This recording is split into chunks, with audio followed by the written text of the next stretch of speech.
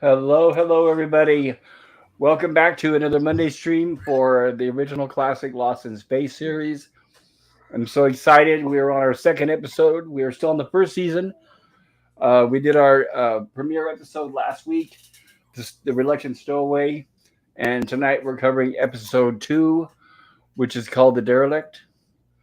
If you have not seen this series, I highly recommend it. If you're not able to find it on a streaming service, please let us know and we can send you some links. I was hoping to Okay, have chat. some in my community tab, some links. Well, I was hoping to put them in my community tab, and that way, whenever people were looking at wanting to see something that I was getting ready to cover, I would have it in my community tab every week. But I wasn't able to get those links, so I apologize, you guys. But if you have seen this, I hope you enjoy it. Maybe you haven't seen it in a while, so maybe this will Yeah, be like a refreshing course for you. yeah. So Here you go, I Pop. think Oh, it's what's here's for that? the lost. Here's the link I use for Lost in Space. Uh, Hold on, I got to go back to where did you post it at? Private chat. Well, yeah, but that doesn't do me any good. If you, I was asking you to send it to me on Twitter. Excuse me, hold on. Oh, I could do that. I could do that real quick. Yeah, I was hoping to post it before the episode so people can watch it, Yeah. and I was hoping to also post it so that people can watch Kingdom of the Spiders ahead of tomorrow night. Okay. Um, I sent you those links. okay, I appreciate it. I'll check into that after the stream tonight. Thank Yeah. you, Virilla. And first of all, and very importantly, I wanted to welcome people in the chat that'll be coming in. I know Lemon Pie is already here. So good to see you. And there goes my phone. I'm about ready to throw it out the window. Let me turn it off. Hold on. Sorry, everybody. Bear with me. This always happens as soon as I start streaming. Okay. So, um, Lemon Pie is already here. Lemon Pie says, "Hail Pop." And as everyone knows, or anybody that knows me, everybody okay there? Okay. As everyone knows, and everyone that knows me, is I try to cover every chat. I always give a shout out to everybody. If you have a channel of your own, and you are welcome to post the link inside the chat to promote your channel, and I will put it up on the panel here and show it to everybody and try to encourage more viewers to go there. If you have a channel and you're not able to post a link in the chat, please let me know and I'll make you a wrench, and that way you'll have the authority to do so. And first and foremost, I wanted to say hello to my fantastic, gracious panel for being here. Gorilla's Random Thoughts, how are you doing today? Oh, I'm still recovering from Friday night. Oh, What happened Friday? Well, I missed my 20s where I could stay out until 3 o'clock in the morning and be up for work at 4. Oh oh, yeah, those jeez. days come and gone. Yeah, when uh, you get older, you regret that. yeah, I got home about 3 hours later than I was planning on. Oh boy. Well, hopefully you didn't have Uh, to work Saturday. no, I don't work weekends, but an hour and a half of that was sitting on the side of the road. All right, follow my finger. All right, Hour and a half. or It took at an least hour and a half. well, it took a long time because let's see, I left Sheldon about midnight. Oh wait, maybe it took like 45 minutes, but it felt like an hour and a half. I'm sure you had to be freezing out there in that cold. Well, when they had me walking, I was a little bit cold because I didn't think to bring a coat, but I wasn't Okay. expected to get pulled over a quarter mile from the damn border. Oh Sorry to jeez. hear that. I'm glad nothing happened, and I'm glad you're Yeah, okay. yeah, a quarter mile, and I will have been out of his jurisdiction. Oh, that's probably why he waits right inside the border there. Yeah, No, probably. I came up on him there. He was Wow. still driving along. That sounds like an adventurous night. Hey, and And I he also, he about pissed himself though when I blew all zeros. I was actually kind of surprised too, but that's a different song. Well, that's I blew oh, good. all that's good zeros news. that That's night. great. That's good. Yeah. Yeah, Yeah. yeah. We don't want to see you getting a DUI. No, that Uh, would Hail, suck. Captain Finity. We have Captain Finity in the chat. Good to see you, Hey, Captain. Captain. Please feel free to post a link to your channel in the chat, and I'll pop it up on the panel for everyone to see. I also wanted to say hello and welcome to Antiderivative Jill. Jill, how are you doing? Hello, I'm doing very well. I didn't have quite the exciting night that Gorilla did, but I did celebrate my daughter's birthday this past weekend, so that was fun. Well, tell her some weird ass girl says happy birthday. Thank you. Very cool. Well, at least a birthday party isn't quite as harrowing as getting pulled over by a police officer with suspected DUI, I guess. Well, So, Yeah. he clocked me at in 72 and a 65. oh, that's just being a nitpicker. Well, it's also In midnight, fact, so I'm I'm guessing here. I'm guessing the We, speed was the excuse and the DUI was he was checking for to see if I've been drinking. yeah, but I know I live here in California. The speed limit usually ranges between 65 and 70, and the cops are always easily going 10 miles above that. So here you really got Right. to be going 80 Yeah, or more to get a exactly. ticket.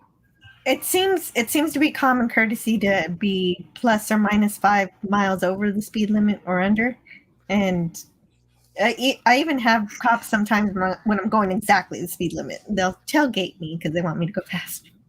Really? Oh, No, Wow. they're running jeez. your plates is what they're doing. They're running your plates, Jill.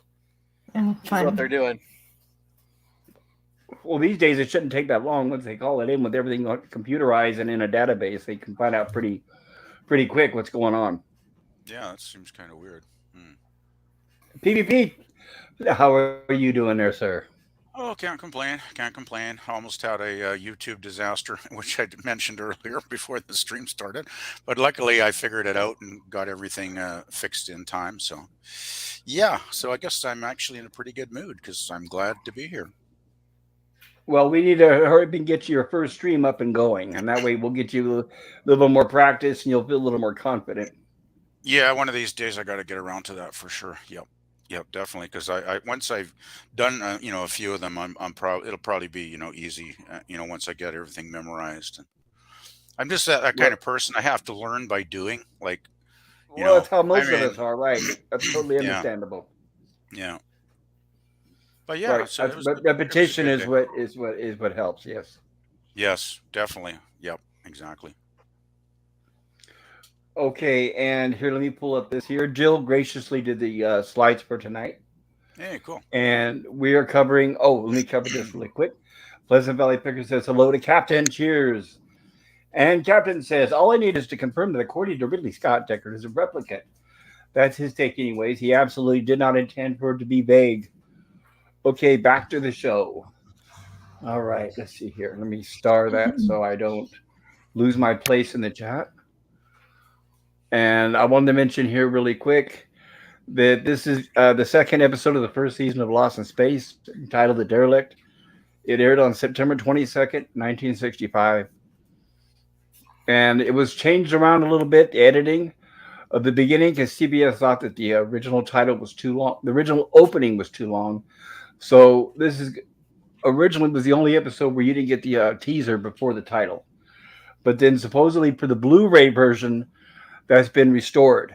So hopefully, depending on what version you've seen, you get to see the opening before the title, the little teaser they call it. Yeah, well, where I watched it online, it had the teaser at the start. So I guess it depends on where you're seeing it. I guess it's clear from these slides that the opening is coming before the teaser. Which is okay. That's fine. That's fine because we're very flexible here. We can handle that.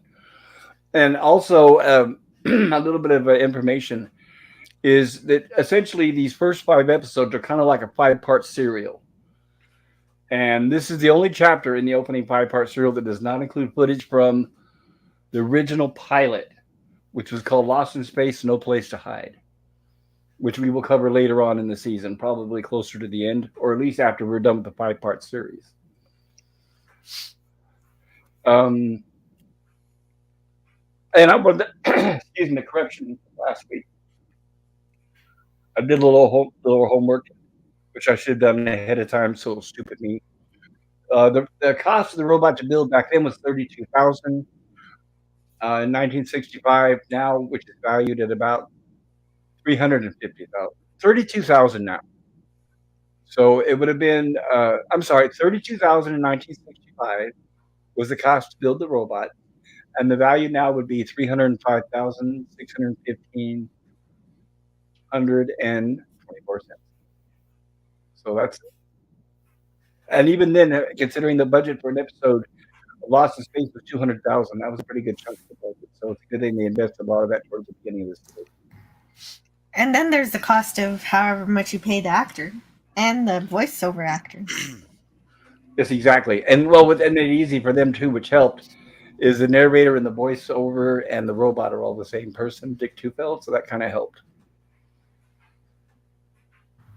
Nice. Okay, so we open up where we left off last week, where we have Professor Robinson doing a spacewalk to repair the ship, and unfortunately his tether gets broken, and we have Maureen, his wife, out there suiting up, and she's got a sort of like a spear there with a rope attached to it to shoot out to him. Last week she shot it to him, and unfortunately he missed it. So we have them struggling once again with that. And fortunately, she's able in this one, able to shoot it again, and he is able to grab it. All right, I had an issue with this here. All right. Because as much time as they spent dinking around and her missing the first shot there, he should have been long out of the reach of that rope. That's possible. I guess it depends on how fast they're going. Well, once he broke loose from the thing, he would have kept moving at the same pace away from the ship. It's possible. Because the ship doesn't have enough gravity to pull him back towards them. Well, the ship doesn't have any gravity. Yeah, so. Right, it's being piloted by West. Right. Yeah, so he would have kept floating away until he was way out of their reach. Wouldn't have West tried to keep the ship as close to him? That's what I was just going to say, is we actually get a kind of, in fact, I was working on the title sequence. You guys notice we don't have the title sequence yet, but I will by next week. Mm-hmm. And when I was compiling scenes for the different episodes, we have almost a shot for shot scene of this happening again, except it'll be in a later episode where the robot is stranded in space and Professor Robinson is trying to save him. And he is explaining to the pilot, Dawn, to keep maneuvering the ship towards the person out in space. So it's possible, even though it's off screen and they don't mention it, I'm guessing Dawn may be maneuvering the ship closer to Professor Robinson. Well, every shot I seen, he was staring out the window at him, telling him to hurry up because there's a comet coming. It's very possible. This is Lost in Space, so please don't expect the science to be hard and factual. It's going to be a little fast and loose, I guess you could say. Yeah. Well, that's not hard science though, but that's just. But it's Lost in Space. But I do like the wording in the opening when it says, as he slips farther into the trackless void of outer space. Right. So they do remind us that really fun. Yeah, they do remind us that is a danger. Well, Lost in Space did have some pretty good writing a lot of the times, which is one reason it's probably still, a show that so many people are fans of, because, it wasn't Star Trek, but it was still, it was still pretty good a lot of the time. And it doesn't have to be, because it doesn't have the title. And, right. And I wanted to mention something if I can. This is something that I'd been discussing with people previously. Captain Finity in the chat says Doomcock is onto something. I want to ask everyone as a favor for everyone in the chat and everyone on the panel, please do not plug channels that are not sub to mine, because if they feel they're not good enough to sub to mine, I probably shouldn't be plugging theirs. So you're welcome to plug your own channels. You're welcome to plug other people's channels who are sub to within our group of friends, but please don't promote the other channels out there that are really not in our group, because I don't see how that's really helping our channels much. But thank you. Lemon Pie says, hey, Picker. Hey, Lemon. Yep, good to see Lemon. Lemon Pie says, Captain. Captain says, in Aliens, Ripley got a shock finding Bishop was a skin job. Yes, he did. And Captain Infinity says, I wonder what Ripley would make of Picard. I don't know. I'm sure she would guess immediately that he's a bad actor. Edge of Times, and I don't mean actor as far as bad acting. I mean bad actor as far as bad guy. Edge of Time. Welcome, Edge of Time. So good to see you. Every day we stray from the spaghetti monster. Don't get lost in the sauce. Matt G says, Jill, so good to see you, Hello, Matt Matt G. G. Welcome. Matt G says, Lost in Space is everything I wanted Enterprise to be, LOL. I would watch Lost in Space over Enterprise any day. But I love no offense to Enterprise. Enterprise fans. I know there's a lot of Enterprise fans out there. I just didn't like people showering together, that's all. Oh, Captain Divinity that says, was acknowledged. the decontamination chamber. Well, they had to apply. Oh, come on! Yeah. You didn't like seeing T'Pol in a bikini? That's not what Star Trek is for. That's like me watching a Superman movie and Superman is naked. That's just not my thing. The two don't mix. If I would have seen TOS and Uhura and Kirk would have been taking their clothes off in a sonic shower, we wouldn't be talking about TOS. I wouldn't. Even Hey, I so, might have been more invested in it then. yeah, I know, but I have a different opinion. That's not what I'm there for. I don't need Yeah, but cheap it's stimulation to watch a show. It's really just But a couple of minutes of the episode, but I I, understand. but it lost me. I tuned out and never went back. So I don't. If they were going to show it, I wish they would at least saved it to a later episode after I was hooked.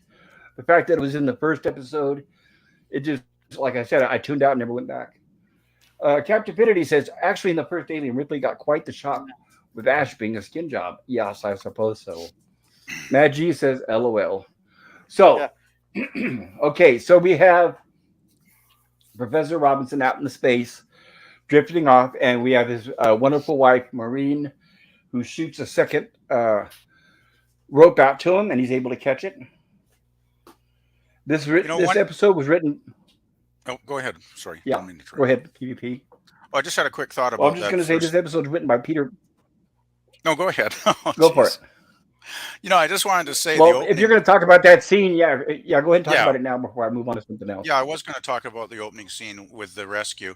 Did anybody else find that scene like really, really long? Like, I don't know how many minutes they stretched that out to, but it must have been like what, 10, 15 minutes? It just that's why I was bitching about it too. Because he would have been long gone by the time they got done screwing around. I mean, don't get me wrong; it's still fun, but it just seemed like they kind of padded the episode a bit with that scene, if you know what I mean. It was kind of, and a lot of. Go ahead, Jill. They added danger with the comet to make it more interesting. Oh, of course, they had to get the suspense. Yeah, I understand that, Jill. Yeah, but still, I just thought, it was seemed a little bit of padding to me. But that's a minor criticism. It did seem to kind of drag on, and one thing that I guess didn't help, but back then they had the still even now in films and TV, when they show people out in space, they tend to show them moving in slow motion. I don't know why. Yeah, that did kind of helps drag down the scene, I guess you could say. This episode I wanted to mention was written by Peter Packer. And he's going to write many episodes of Lost in Space here, as you guys will be seeing in the future, including the infamous Great Vegetable Rebellion, which is towards the third season. Yeah, it's actually. You guys, if you have not seen it, you will remember by the time we get there. Yeah, it's in the third season. And yeah, it's one of those things you got to see to believe. You really do. Peter Packer wrote a lot of episodes, though, didn't he? Yes, when he wrote this episode, he was 59. He was born in London. Really? Wow. He had backgrounds working in a lot of television shows like Bonanza, The Big Valley, Stony Brook, The Virginian, Man Without a Gun, Law of the Plainsman, before he went on to Lost in Space. So his speciality was the Western genre then. Yeah, just like Gene Roddenberry, right? And a lot of people back then, well, because as we all know, Westerns dominated the airwaves back then. So, yeah, that's where they got a lot of... Hey, it's better than getting writers from Westerns than it is from Rick and Morty, right? Oh, well, I mean, I really like a lot of the old Westerns from the 50s and 60s. There's a lot of really great writing in those shows, I agree. A lot of great drama. Yeah, really good stuff, yeah. Yeah, it's too bad more people don't check out some of those old Westerns because there's a lot of great TV there. A little bit of production note. CBS had issues with Maureen Robinson being placed in danger during the spacewalk scene outside the Jupiter 2 and her children's reactions as they watched in alarm from inside the ship. Paul Dzepnevich. Wow. And that's my favorite part of the episode. I love that. Yeah, it is. Well, yeah, it's back. To save her husband is the most romantic thing. Yeah, if that upsets it is. I love it. You're right. Different times. Well, it's Eh? because Like, you wow. got to remember, right? It's right. It's the censors back then. It's the censors. Yeah, they were really touchy. It seems, man. Paul Zasnupnovich. Now that's a long name. Paul Zasnupnovich. You guys will be hearing that a lot. He Wow. he did a lot of work on the show as well as costumes. Oh, They cool. call him Paul Z, so I'll call him Paul Z from here out. That's what they called him on the set. And he said the mother should never be in jeopardy. That's why poor June never could do anything, even when we put her out in Oh space no. at the one time to try to help uh, John Robinson get back from the spaceship. There was quite a bit of flack about that. A clever trick begun by Peter Packer and Wilson, honed to perfection by directors Singer and Jonathan Harris, was presenting Smith as a dastardly villain who all nevertheless couldn't help but like. Alexander Singer was hired to direct. He was 37 after directing a 1961 indie movie called A Cold Wind in August. The entire episode was filmed on Stage 5, which included the upper and lower decks for the Jupiter 2 and the Wonderland interior of the alien ship, which we will be seeing soon, which included the landing bay area where the full-size prop of the entire Jupiter 2 was placed. It was a massive undertaking, helped somewhat by materials used in the 20th Century Fox. By the way, you're going to be seeing this a lot in The Lost of Space. Materials used in the 20th Century Fox film Fantastic Voyage. It was currently shooting on the same lot. So a lot of times, Irwin Allen pulled his actors and said, "Let's go over to the Fantastic Voyage studio and shoot some of our scenes there to save money." That's Yeah, clever. Fantastic Voyage. Yeah, that was a great film. Great film. Yes, you're right. They've been trying to remake it for a few years, but fortunately, they haven't yet. I hope they don't. It'll probably ruin it. But lots of people have done parodies of it, and especially cartoons. Oh yeah, I'm sure The Simpsons probably and Family Guy and all those Oh that yeah. usually do that sort of thing. Well, it is kind of a famous film. I mean, it's pretty far out. You can definitely tell it's something of its time. But the science is interesting in it, though. I still think it's a really good movie. Well, the Right. Magic School Bus is one. Magic That's School true. Bus. Okay, I haven't seen that. It's great. It's based on a series of books by Scholastic. I was probably a little bit too old when that show came on. This show, by the way, at this time that it was produced, was definitely the most spent in pre-production. In pre-production, they spent $650,000, with each Wow. episode budgeted around 200. And this is where it says a robot. One of the cast of characters cost $32,000 to construct. Also for the show, a 60-foot, two-story spaceship, replete with cast-offs and obsolete equipment from our nation's space program, donated by NASA, has been constructed. There's no specific technical advisor on the show. However, Elizabeth Manuel, head of the research department, keeps a hotline between here and Washington for final checks on scientific detail and accurate dialogue provided by story editor Tony Wilson and his stable of writers. Where there isn't necessary is in the area of pure fantasy. For instance, when the world's first space colonists are confronted with weird space creatures, we were introduced to just such people on stage 8. And I don't want to spoil too much, so I'm not going to go. It starts to talk a little bit more in detail of the aliens that we're going to be introduced to. So I'm not going to talk Yeah, about that. I Just don't yet. think. Yeah, I think we got to be careful not to spoil some of the stuff that follows because Right. That's why I want to there's a cover lot. just scenes that we had already seen up to this point. Yeah, yeah. I'd say try and stick with the episode we're covering, and maybe throw a little bit in here and there, but not no big spoilers for sure. Oh, exactly. Even though the show is what, over 50, 60 years old, it's Yeah, like I'll try to keep it relatively spoiler but free for people that have not seen it well, yet. the thing is, Gorilla and Jill haven't seen it yet, so I wouldn't want to ruin it for them, right? Because they should enjoy it like we did, seeing it for the very first time, right? Right. Well, I'm I don't hoping care they've about seen it spoilers. before tonight's show, hopefully. No, but I mean, they haven't seen the rest of the series yet. No. And I definitely will not explain anything about the rest of the series. That's why I was only talking I'm about like, pre-production and stuff up to this point. Sorry, go ahead, Joe. oh, I'm like Gorilla. He's trying to say he doesn't mind spoilers. I don't either. It's more about the journey to me. I know at the end of Lord of the Rings, the hobbits are going to throw the ring into the volcano, but it's the journey that I enjoy. Oh, that spoiler I did care about. Thanks, Jill. I won't. It's not like you spoiled the whole thing, even though I've seen the whole run of the series like 15 Oh, times. shucks. Hilarious. Oh man. All right. And I wanted to mention that Edge of Time says, watching the Space Girls go by. And Captivity says, wait, how do we know one of these people isn't a replicant? Nope, they're definitely 100% American, red-blooded. I don't know if that's Well, we're not popular so to say sure about anymore. Dr. Smith, though. Well, I don't yeah, know true. about You Rock, Smith. right. With Smith, we are definitely in doubt. Smith's a little cagey. Yeah. Oh, And hello, Hungry Boy. I got something to say about him when we get to it later on. Hello, Hungry Boy. So good to see you. I'm glad you could join us. That's quite Hi, a Hungry. special treat to see you here. And Hungry says, hi, guys. One of my top 3 episodes. Fabulous stuff from your lads here already. Thank you, Hungry Boy. Welcome, Skogly. Good to see you. The banana and ganja hybrid. Ooh, that sounds really good. And Hungry Boys, it's great to see Jill here on this one. Creepy sci-fi rules. Hello, I Hungry. agree. I agree. Jill's our voice of reason here. Captain Vinny says, are you saying Jill is creepy? No, nope, not quite. And Hungry Boy says, no, I'm saying Jill has great taste and suburb genre class choices. Yes, she does, which Thank I you. really appreciate. That I'm glad she's able to enjoy this old stuff that us old fogies have watched since we were kids. Yeah, It's- really. It's something that's been on my list for a long time, and I want to see as much science fiction as I can. It's my favorite.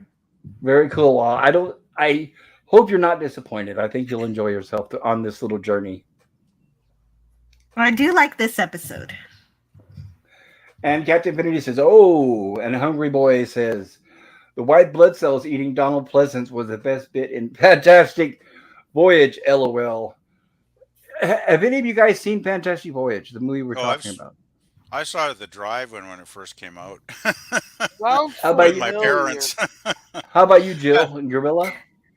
That sounds It's on my familiar. list. Wonder if that's the movie Mr. Lundell showed the other day. It's where they take people in the ship, reduce them down to the size of a microbe, put them into an injection, and they inject it into a man who's sick.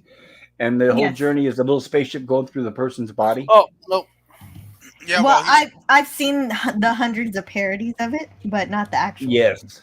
yeah. The thing is, actually, Pop, in the movie, the victim has been injured by basically like an attack attempt to kill him. So he's been injured in a car crash, and he's got like a dangerous brain clot. A clot on his brain, and they have to go Right. in the little miniaturized ship and try and laser it to save his life. Yeah. Right. And the movie was redone kind of in the 80s in a movie called Inner Space with Dennis Oh, Quaid, okay. Oh, which is a really, really good movie. I've heard of it. That's another one I have to add to the watch list now. Oh, it's great. It's got the great Kevin McCarthy is a bad guy, the guy from Invasion of the Body Snatchers, but he plays a bad guy in that. Oh, I definitely got to see that. And for fans of Robert Picardo, he plays in it too as several roles, including a cowboy and some other ones. He did a lot of work with Joe Dante back in the day. Wow, that sounds That's cool. Captain Divinity says, I say, run the VK machine over all of them. And Hungry Boy says, the aliens in this episode were fab, no spoilers. I think so too. I guess I don't get that. That's my favorite part of the episode. Yes, and I'll have some notes to share about the aliens as well. Go ahead, Gorilla. What was the VK machine?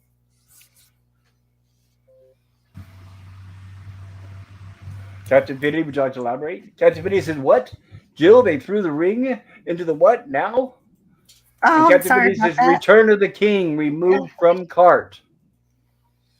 And Canadian Spider-Man, good to see you, Spidey. Hello to you, pop culture creator, PvP, and Jill. Hello, Canadian Spider-Man.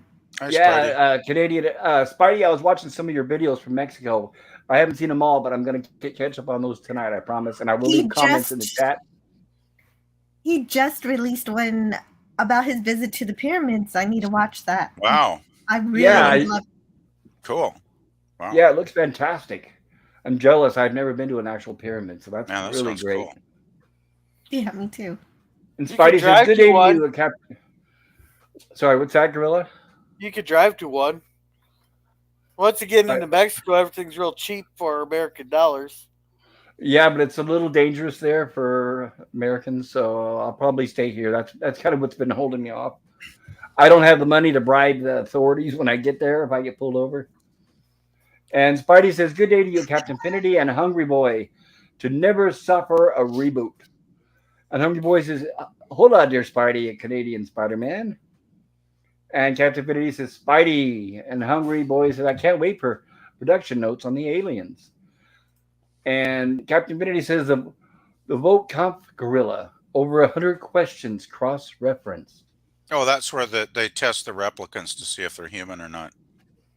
Remember at the start of the film, the guy gives him the test, and then Oh yes. the guy blows him away, shoots him through the wall. Voight Right. comp. Voight comp. Right. Yeah, Are you testing whether I'm a replicant or a lesbian? Right. yeah. These So last- it's a reference to Blade Runner. Gorilla. Have you seen Blade Runner? It never sparked my interest. Oh, you're Okay. missing a great film. And Skogly says Bananga. Okay, so we have Don and Judy who are extremely worried about Maureen and John. But fortunately, where we left off, I believe the last tether that Maureen shot out to John was successful and he was able to grab it.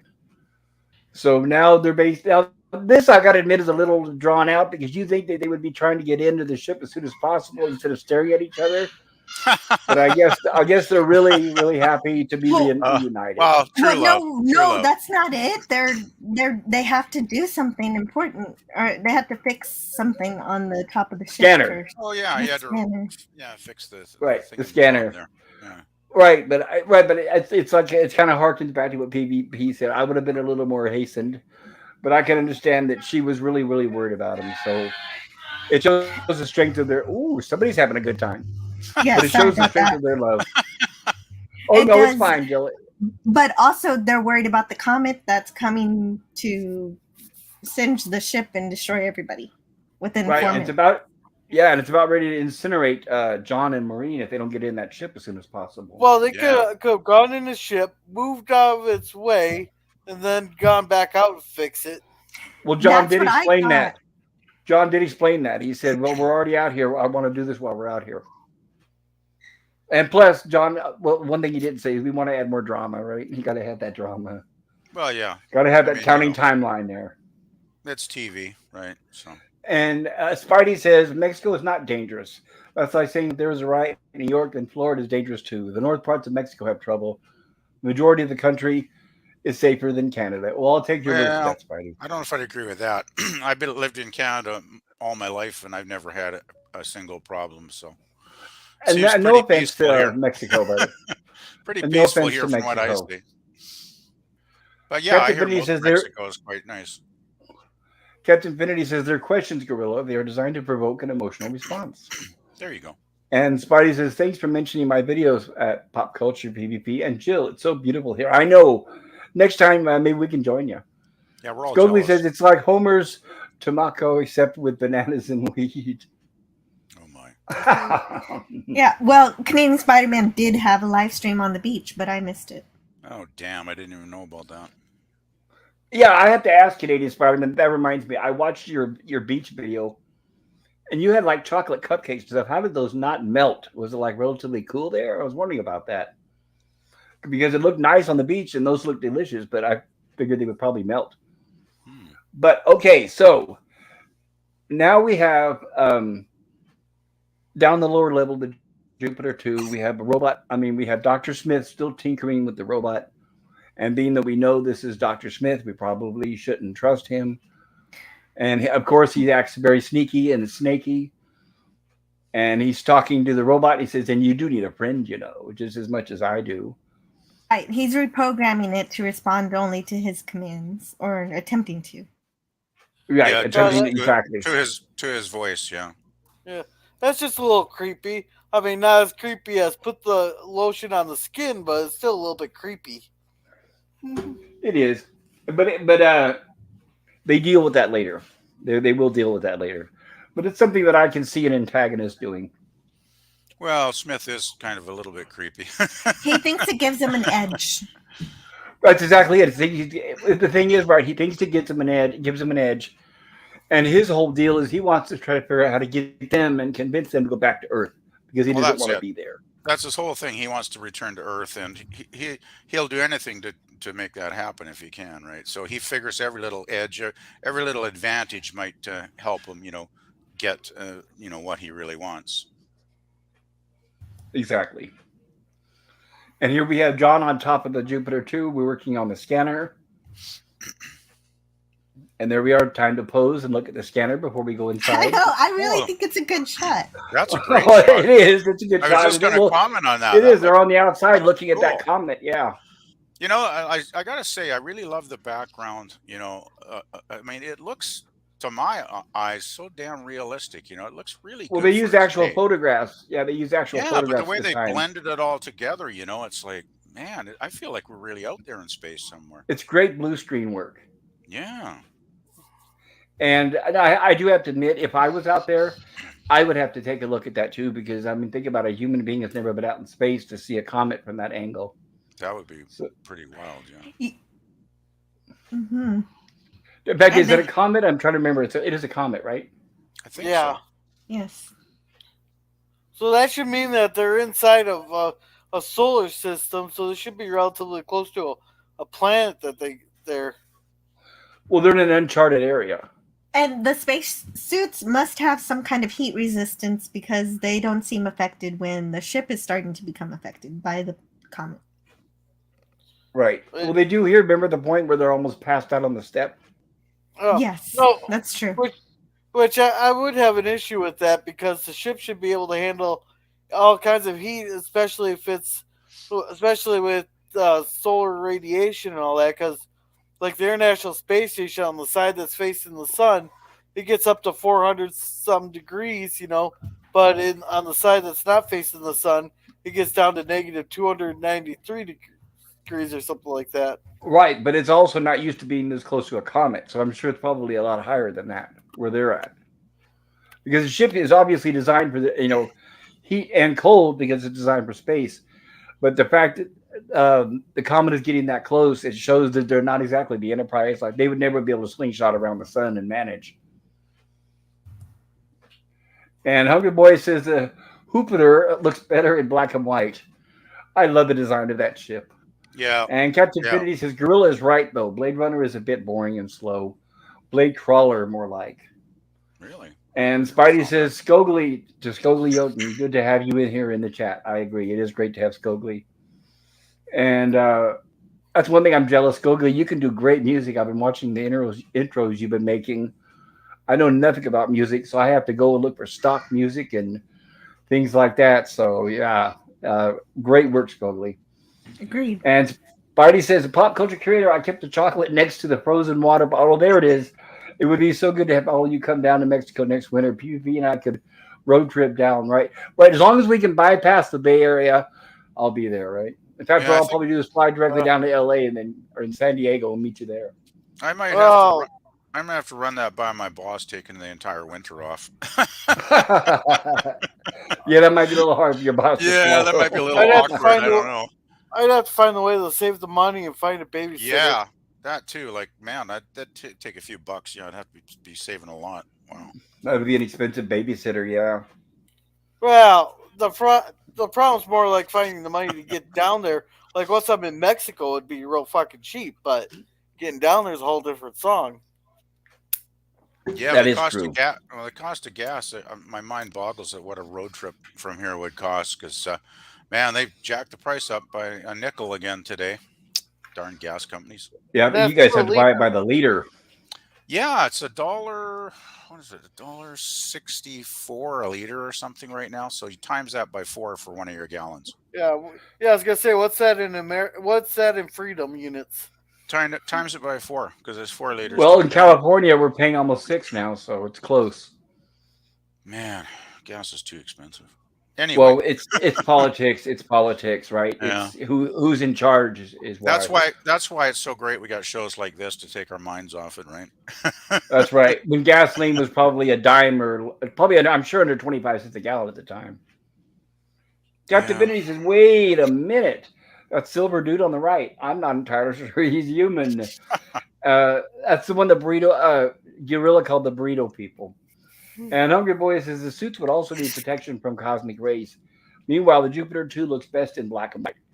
I agree. And those suits were designed by NASA at the time, guys. They I thought eventually, they of did. course, did not use them, but they were designed by NASA. I thought they did kind of have a realistic look to them, to be quite honest.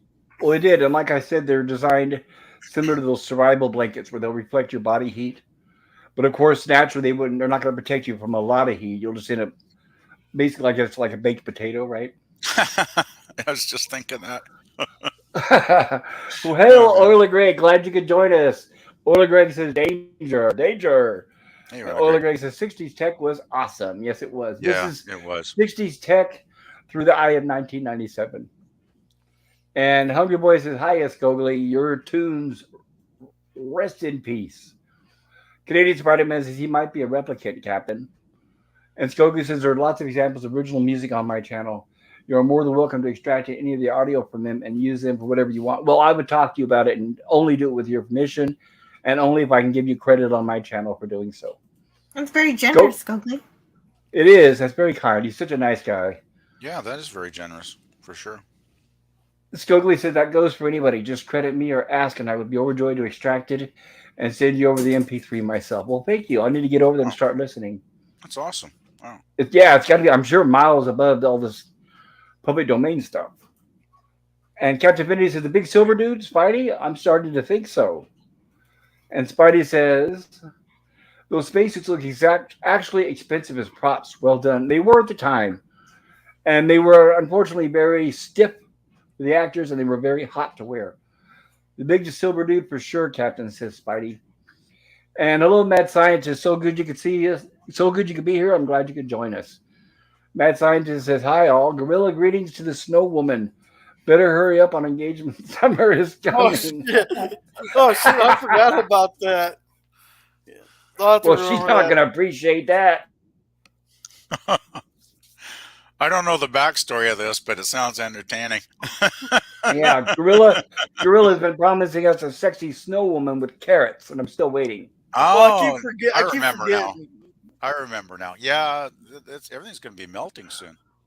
It has been melting pretty much, so I've been chipping away at the snow and getting my grill my grill ready. Yeah, Oh man. I saw your video with the spare ribs, and they look delicious, and my mouth was watering just Yeah, looking at All right. that. I Wow. finally found a barbecue sauce that I like. It's expensive as shit, but I like it. What's it called? Mm. Oh, here, I'll just go get the bottle. Well, that's okay. Yeah, a taste is all you need. I'm just kidding. Or the Greg says, Moon women's hairstyles are better in color. UFO. Well, that's true, and I need to. I've watched the first couple of episodes of UFO. I need to finish it all. Same with Blake Seven. Spidey says I haven't bought a gas in 4 months. Oh, lucky guy. Hungry Boy says that's mega generous, Scogli. Yes, it is. I completely agree. Hungry. And hello, Jim. Welcome, Jim.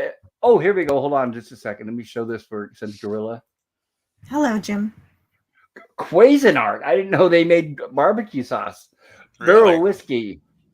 Yeah. Oh, they got Mm. this smoked bacon molasses stuff I use on my chicken. Very wonderful, very delicious stuff. Oh, it sounds like it. Yeah, it sounds good.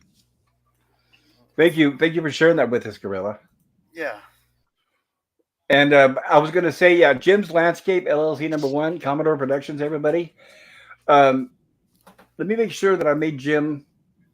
Let me see if I made. You did. Yes, I did. Jim, please put a link to your channel in the chat. I want you to be able to promote it. And once again, I'm going to remind everybody, please feel free to promote your channels and drop the links in the chat, and I'll put them up on the big screen here so everybody can see it.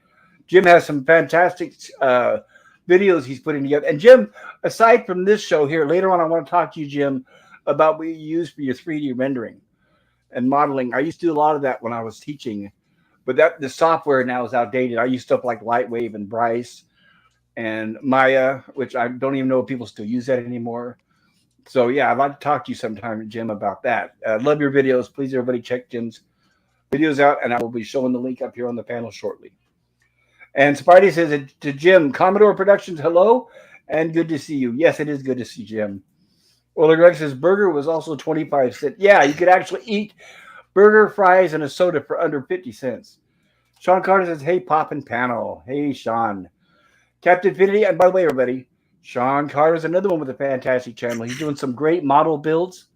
He put together the original Enterprise, No Bloody A, B, C, or D as a gift to Mexican Iron Man, and he's actually lighting those suckers up.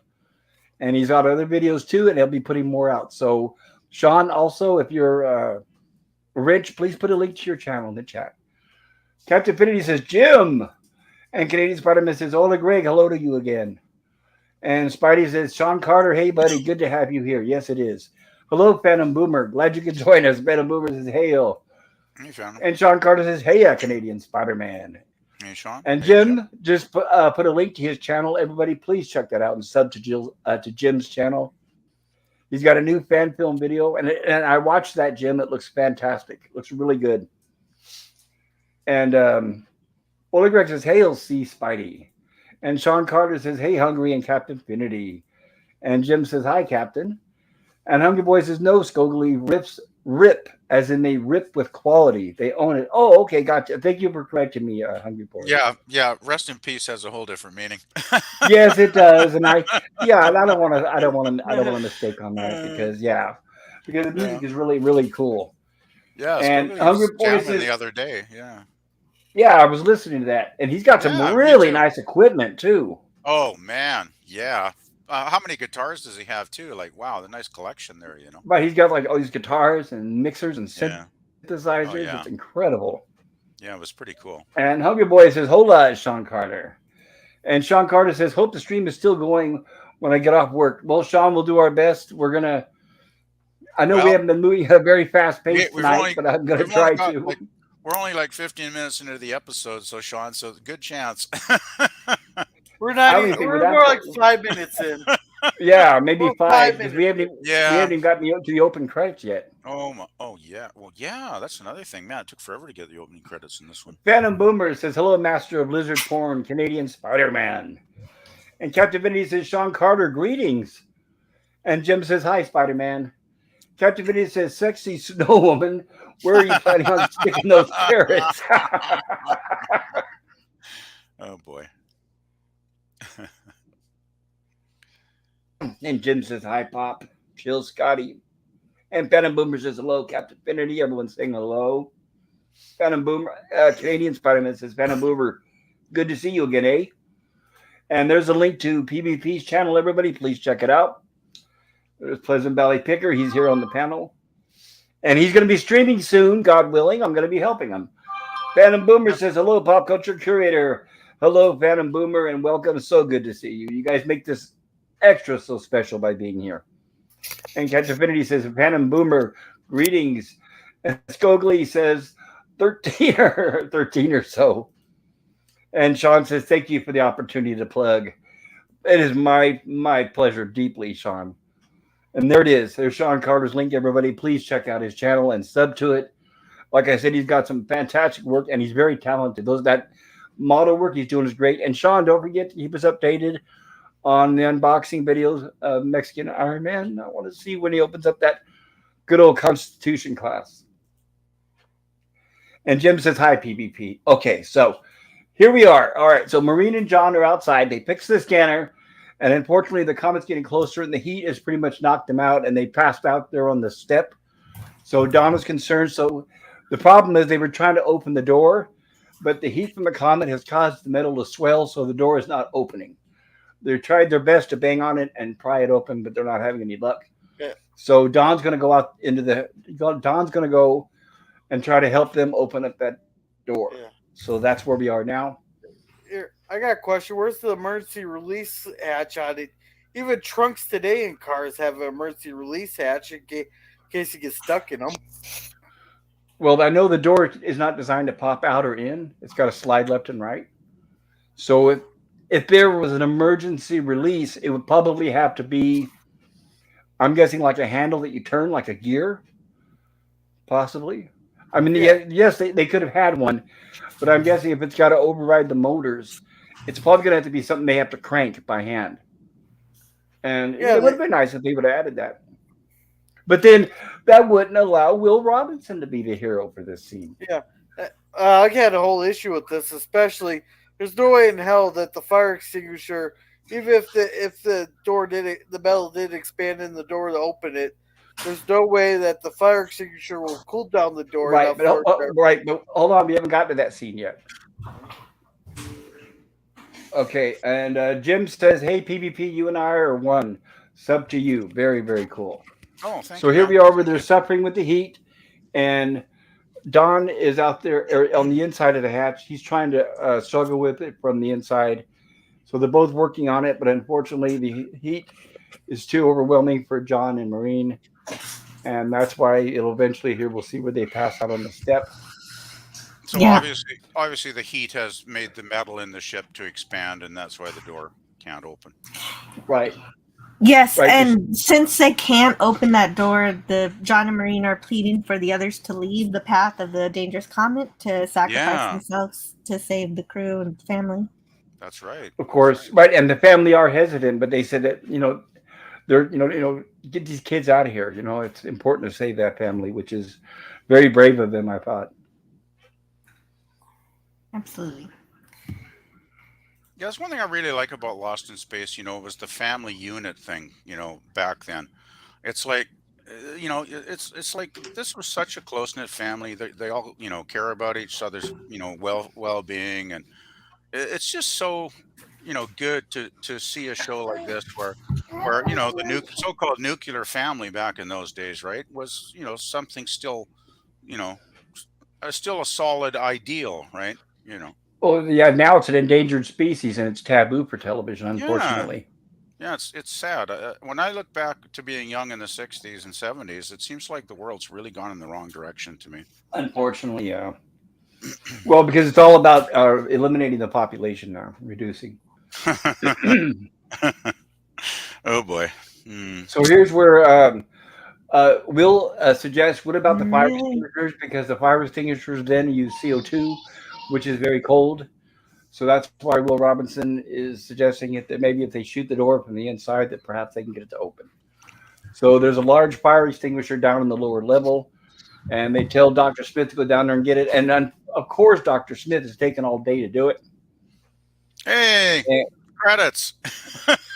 as we finally get to our right, I mean, our opening title, The Uh, Derelict.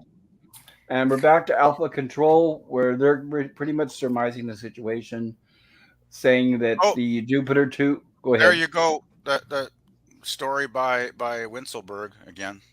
Yep. And he's like, I think what the next three after this were written stories by him too, I believe. Oh, I'm not sure. I haven't gotten that far yet. Oh, okay. He was a good writer. Yes, I agree. And we have Alpha Control here, where they're pretty much confirming. Now, I want you guys. Here's another note. You notice that this is a reporter, and there's a curtain on the side of him. The Hmm. reason why, if you guys remember last week in the first episode, he actually had the whole entire set with Alpha Control around him, and he Hmm. had a big monitor of the solar system, a view of the solar system. But this scene was shot later on, where that set was no longer available. That's why they put curtains. So even though it's supposed to look like he's still at Alpha Control, he's actually not, because this was shot later from that scene at Alpha Control. The scenes we just saw at Alpha Control were scenes from the prior week, because, like I said, the set was no longer available. But Hmm. Alpha, here's where they're reporting that the Jupiter 2, they noticed that the robot was activated prematurely, and the Jupiter 2 is officially considered lost in space at this point. All efforts to restore communication with the Jupiter 2, as he's saying, have failed. So, in their eyes, it's a complete failure and sad. When you think about it, it's pretty harrowing. If you want to, I mean, I know how we all feel when we lost our Krista McCullough, that teacher, aboard the Challenger. Imagine losing an entire family. I'm sure the we would be definitely in deep mourning if that would happen. Yeah, well, But the two shuttle disasters were pretty awful to witness. yes, Because I remember seeing the one. I think I was watching it live on the TV when it happened, and it was like, oh man, your heart just sinks. It's like, yeah, I think the hardest part for the public to get over if there's children aboard. I think that's where a lot of they yeah, probably get a actually, lot of flack for that. I imagine. Yeah, and the next worst thing is the teacher of children and the Challenger had them. yeah. Right, Well, my and her classroom watching as it happened. I mean, that's, oh my god, that is yeah, horrible. well, my sister was a teacher, so I can only imagine what her kids would have felt like if she'd been up there. Like I can totally relate to the horror of it. Yep, it is sad. Rest in peace, Krista McCullough. Hmm. They do have a street here in the Bay Area named after her by the airport. Oh, They've that's got cool. also one. Yeah, they also have one after Sergeant Doolittle from Doolittle's Raiders of World War II. So it's nice. There's a little bit of loyalty and patriotism still left. Mm, At least for now, they haven't renamed them to something else, right? yeah. So now was where they surmise that the Jupiter 2 running into problems may well be the result of sabotage on the part of an agent of a foreign power. And Ah, like we said, back in the 60s, they're not going to try to speculate any certain country because they didn't want to upset anyone. I think we pretty much all knew who they were talking about, though. you know, The French, right? that's it. The French. Oh wait, I did see a white flag. Captivinity says oh opening boy. titles. Lemon Pie says hi, Gorilla and Jill. Hey, Lemon. Good to see you. Yeah. Hello, So Lemon. here we have the comet streaking ever closer to the Jupiter 2. And, Unfortunately, and if this comet weren't so dangerous that they had to get away from it from the heat, it'd be really interesting for them to study it because usually comets aren't they frozen? And this one's hot. that's what I thought. And they have a frozen tail Yeah, that goes on miles and miles, right? that's true. They are supposed to be frozen. Boy, this is an unusual comet then. Really. Hmm. Like I I thought said, they they said must be comet. inside the solar system for it No, to they be that did. hot. It is. Mm-hmm. And Lemon Pie says I had to step away for a while. That's totally fine, Lemon. And Hungry Boy says, hey, citrus and lemon pie. Lemon Pie says, hey, hungry. And Jim says, hey, lemon pie. And Spidey says, lemon pie, hello, and welcome back. Absolutely, I second that.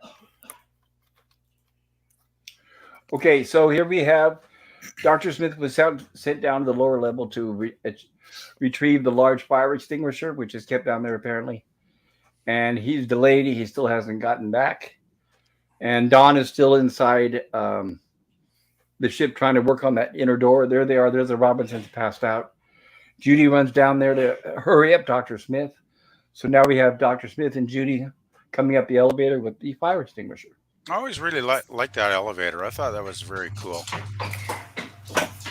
I was Yes. trying to determine why he would take so long, and I was wondering if maybe, possibly, if he's actually hoping that the family would give up and leave John and Maureen behind. I thought So about he that can- too. Yeah, But I think it's very likely. yeah. Smith is pretty nefarious, so I wouldn't put it past him. Right. And it's not the last time that he puts the family in danger for his own self needs. Yeah, he's a pretty selfish guy, really. And poor Penny, she's really like stressed out now. They're not moving because she sees the mom and dad passed out on the step. So yeah. they're basically telling them to hurry up with that fire extinguisher. They can feel the heat. The comet's closer. Mm. And there it is barreling down towards the Jupiter 2. I thought the comet effect was pretty well done too. It looked pretty cool. It does. It doesn't have the tail, but it does look pretty good. And there, Don got the door open, fortunately, and now he's helping the actress, Marine, and John get inside. So there we are. There he's helping drag them in. And then, of course, Dr. Smith, of course, is not happy. I hope your children are more familiar with the navigation of this ship than I am. And this is when they thought they may not get Don back. But, well, if the heat out there should affect our pilot, that's what he's talking about. He's thinking maybe the heat might affect Don.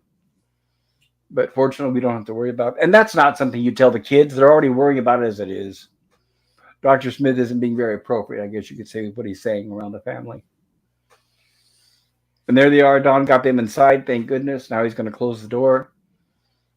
And they'll be getting inside. And then there we go. And there we go. Good. They got their mask off. And the kids are happy because Maureen is awake. And she's responding, which is great. You can see that love between the two of them. Great casting. I thought these two had great chemistry. I really They really appreciate did. that. Yeah, I agree. I think they really did. Yeah. Lemon Pie says hungry. Hungry Pie says hungry for you guessed it. UFO to not endure a rehash. Phantom Mover says most comments are ice and rock. Yes, exactly. Mm. Lemon Pie says Jim Canadian. Lemon Pie says hail Phantom. Hello Phantom. Phantom Mover says I always liked Judy. Yes, I agree. She was very beautiful. And Spidey says good to see you up there, Gorilla. Yeah. And hey there, Canadian. I agree. It's great to have Drill up here on the panel. So here we have Dr. Smith still tinkering with the robot and giving it some basic commands.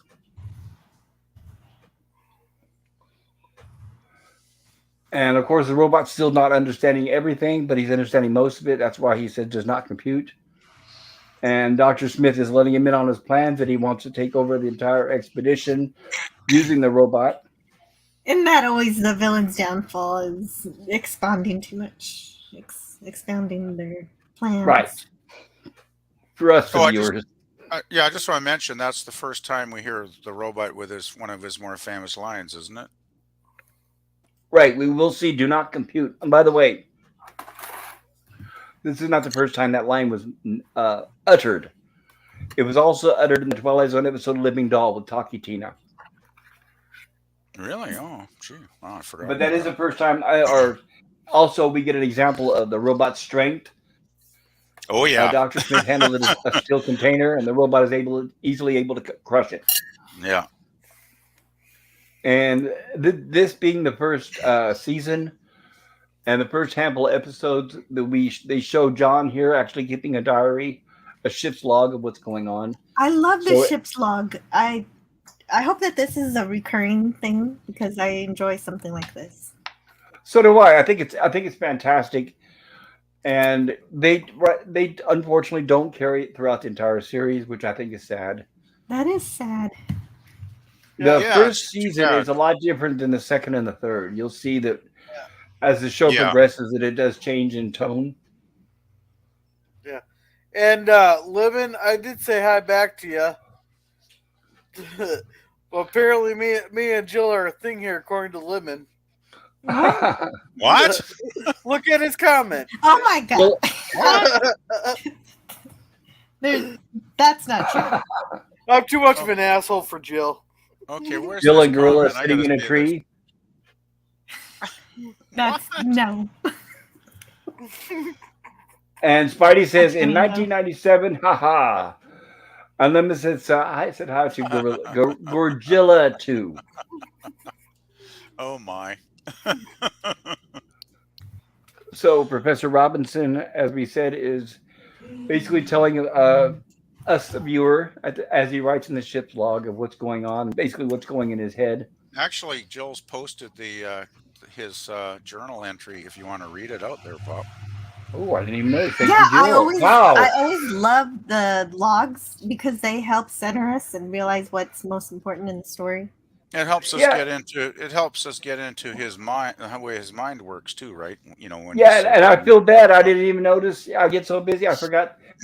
I didn't even notice there was private chat. Thank you, Jill. Let's get caught up on that because I feel bad. She went through all that effort to putting it in there. So this is what she was talking about, the intro with the narrator. Recap, last week, John Robinson, father of the first family to attempt colonization of outer space, found himself helplessly adrift when his line snapped while trying to repair navigational equipment. And it is now shortly thereafter as Maureen Robinson desperately tries to reach her husband before he slips farther out into the trackless void of outer space. Once again, I have to shout out the excellent, beautiful, wonderful voice of Dick Tufeld. And here's the captain's log that John Robinson is writing. PvP, would you like to read that? Oh, gosh. Here we go. Kind of like a captain's log. Here's John's journal, October 21st in the Earth year 1997. Somewhere in space, we've come to the end of the first 24 hours of the voyage, and all are in good health, including our increasingly annoying extra passenger, Dr. Smith. As yet, we have no inkling of our true position. The period during which we traveled in hyperdrive beyond the speed of light could have carried us through space and time to almost any part of the galaxy. Now, as Major West continues to... And I don't see anything else there. That's great. There it is. Here we are. Now, as Major West continues to search for some clue to our present location, there's little for any of us to do but rest and wait and hope. Fantastic. Thank you. Good writing. Thank you, Jill. Yes, I agree. It tells you it helps you kind of identify with the family's plight and they're worried about what's going on, and the isolation. You know, I don't like to hearken or compare to Star Trek, but they don't have the Federation. They don't have any other ships out there to help them. They're totally on their own. So Yeah, it's a that's completely good. different dynamic. Yep. And Jim says, "Oh my!" And then Pi says, "No, you're not an item. It just went like that and sounded good as shorthand." LOL. Jim says, "Dang." And Lynn Pi says, "Girl, any lady would be dang lucky, I'm sure. Women like holes, a holes." Oh, I don't know if all women do. And Sparty says they do. Okay. I'm sure there's people that would be willing to debate that. So here we are with Don and Judy, and where Don is basically explaining that he's still trying to figure out where they are. Judy is speculating that she recognizes what she thinks that galaxy looks like, and she's reminiscing about on Earth she was able to identify all the galaxies and she had them all memorized. But being out here in space with no point of reference, it's hard for her to do that. I hope I remembered it correctly. And You did. You did. That was perfect. And go ahead, me, Jill. the only real note of interest about Penny we get here is that she likes Shakespeare. Yes, she does. And John, this is them in their sleeping quarters because remember now, time is supposed to be going. Um, this is supposed to be like actual time. So this has all been in one day for them since they left the Earth. Yeah, Go I want ahead, to make Gorilla. one little nitpick here. When I was watching this, I kind of I was sitting there trying to talk to Owen here. I looked over. They could have picked a little bit slightly different outfit for her because it almost looked like she had nothing on except for the damn blanket there. Then that would have been kind of creepy there having her there. No, she has pajamas on. Yeah, but you can't hardly see it unless you actually kind of look at it. Then you can see the sleeve. The clothes matches the color of the skin too much.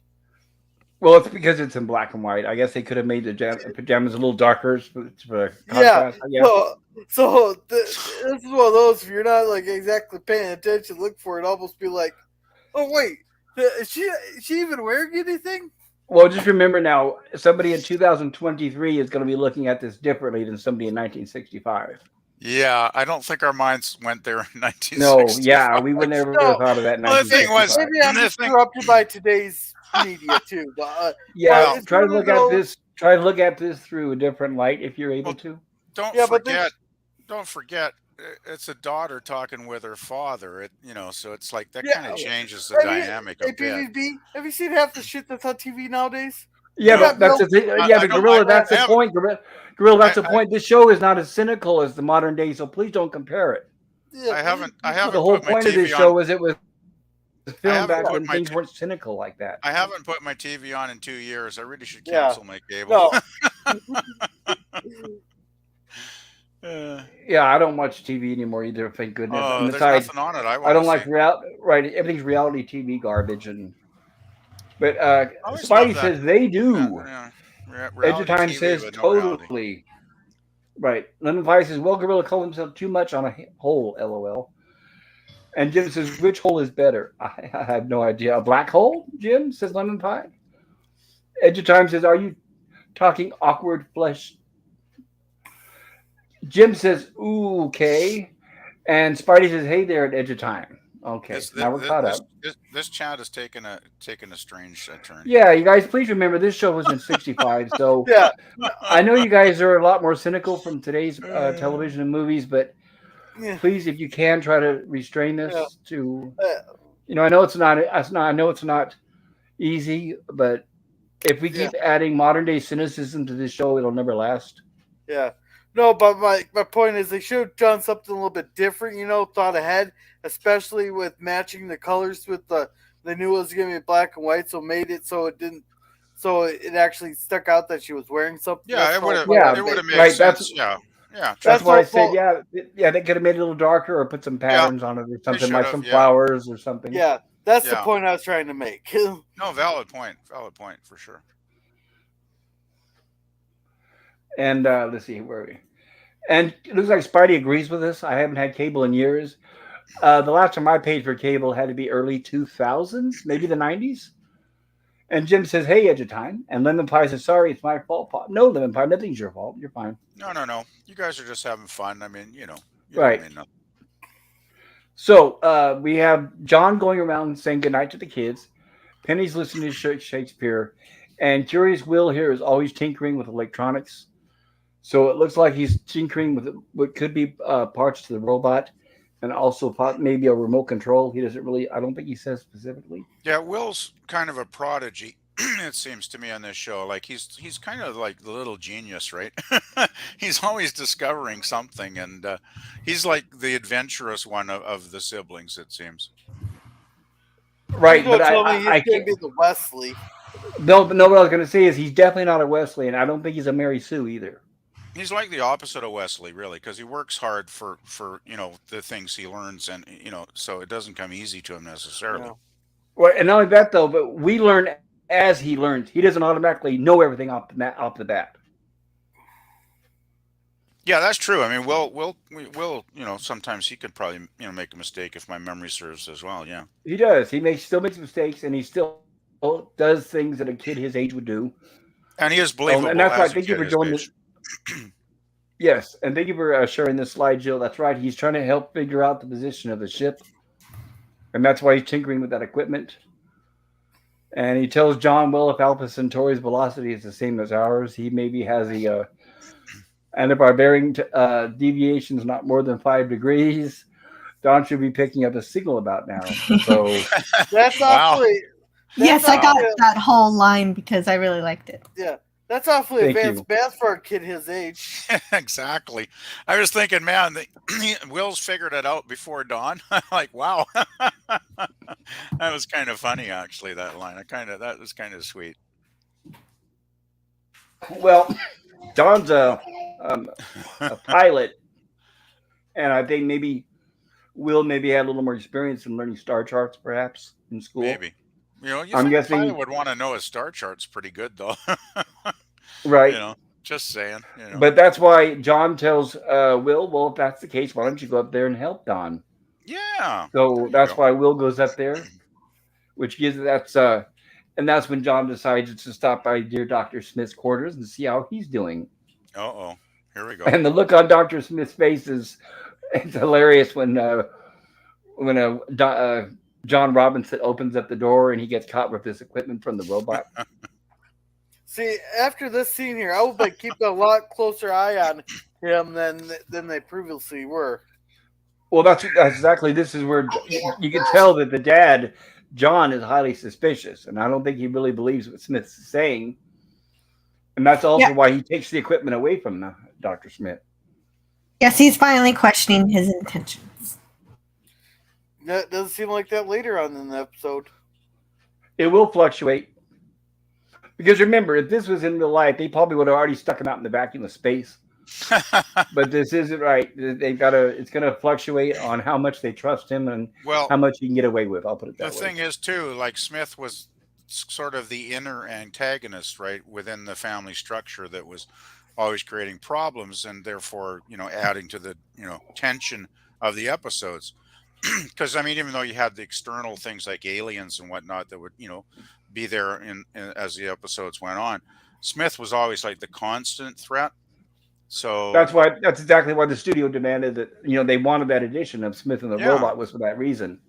Yeah, and that's why when they, they developed the relationship with him and the robot, and then Will sort of came into like there was the three of them that sort of came to be a nucleus part of the series as it went on.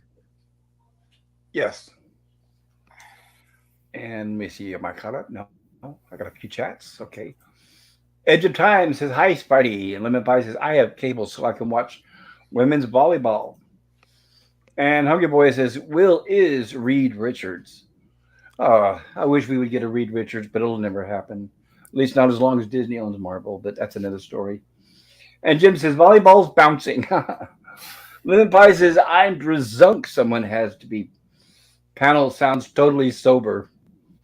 Edge of Time says, the premise is preposterous. I have difficulty taking it serially. Yeah. Well, Libby, you should have been on my panel last night there. I was sitting there drinking some watermelon punches as we were as we suffered through Matrix 4, which I'm still proud of that thumbnail. Did not come out Watermelon perfect. punch. Yeah. Is that just Watermelon literally? punch. Yeah, I never heard of it. Is it just punch or is it something alcoholic? Hold on, let me biddy your Jack screen Daniels. So here. I'd say it's probably Definitely. not just punch. That looks delicious. Oh, okay. I Oh, like it is. watermelon and I like Jack Daniels. Guzzle, guzzle, guzzle, guzzle. I'm not a So is it like watermelon a wine fan. cooler, I guess, huh? Or like a hard cider? Oh, you're muted, Gorilla. Gorilla's Well, muted. it has 4.8 per gallon or per 4.8% by volume. So it's I need kind to of like check that out. It looks good. Oh, it a is beer, delicious. kind of like Do a they beer have or peach? something. Then It's a cheerleader beer there. A cheerleader beer. Do they have that makes peach? sense. I believe so, or at least Smirnoff does. Yeah, I really like peach. I don't know why. Yeah, I'm just never been a watermelon fan, and it's just like doesn't do it for me. But hey, whatever floats your boat, right? Never floats your boat. Uh, Jim puts a link there in the chat, everybody. Ooh, Please check out that link when you get a chat. I think that's Jim's channel. And Edge of Time says, hi, Jim. And Lemon Pie says, oh, I'm not the only one then. And Hungry Boy says, watermelon punch here uses vodka and rum. Vodka and rum, that's interesting. vodka and rum. Okay. No, Pop. If you want peach, you gotta get these things here. Oh, We you got a whole stockpile here. Hold on here. Okay. Yeah, this one's a screwdriver, but you can get it in peach. I'll be right over. Just kidding. Well, I could see Gorilla's ready for the stream tonight. Well stocked. Well, that'll keep you warm during those cold times outside, right? Yeah, you better get that snow woman built soon. So here we are with the I'll try to work Robinsons on on the it. second. Here we are with the Robinsons on the upper level, and they're still trying to figure out and determine exactly where they are. And here we have some fancy 60s tech, which is supposed to be 1997. Wow. And they notice that there's a blob on the screen, unidentified, and they don't know what it is. Yeah, and the spectrometer isn't helping, but they did find something. It's a Right. spaceship of unknown origin made of unknown materials. Yes. That's real helpful. Well, right. Well, there's that's why the limited spectrometer technology. doesn't find anything because it's of alien, or that's why they think it's alien. Because So they can't figure out what it's made of. It's so alien, our technology can't read it. Probably what it's made of isn't on our periodic tables. Oh, Right. And they're not able to. Alien material.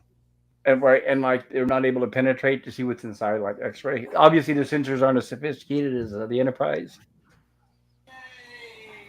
Mm-hmm. Well, they And want to build the suspense too, of course. Right, and of course we have Dr. Smith listening below on the speaker. And Dr. Smith, I don't know why, but he actually thinks that this may be his friends who sent him to sabotage the Jupiter 2, maybe.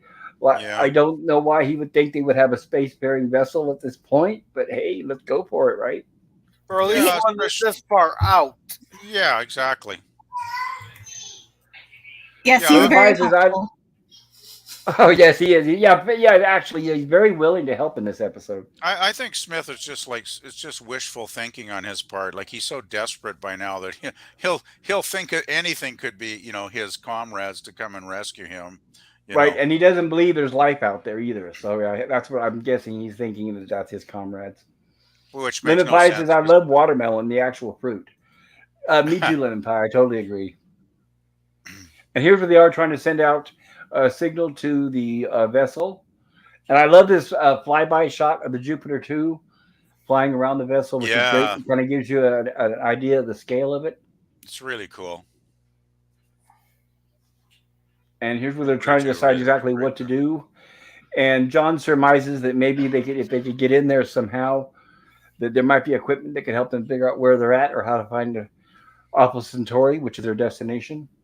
Yes, they think that there is going to be a guidance system that'll be able to help them. Which is fairly reasonable to think.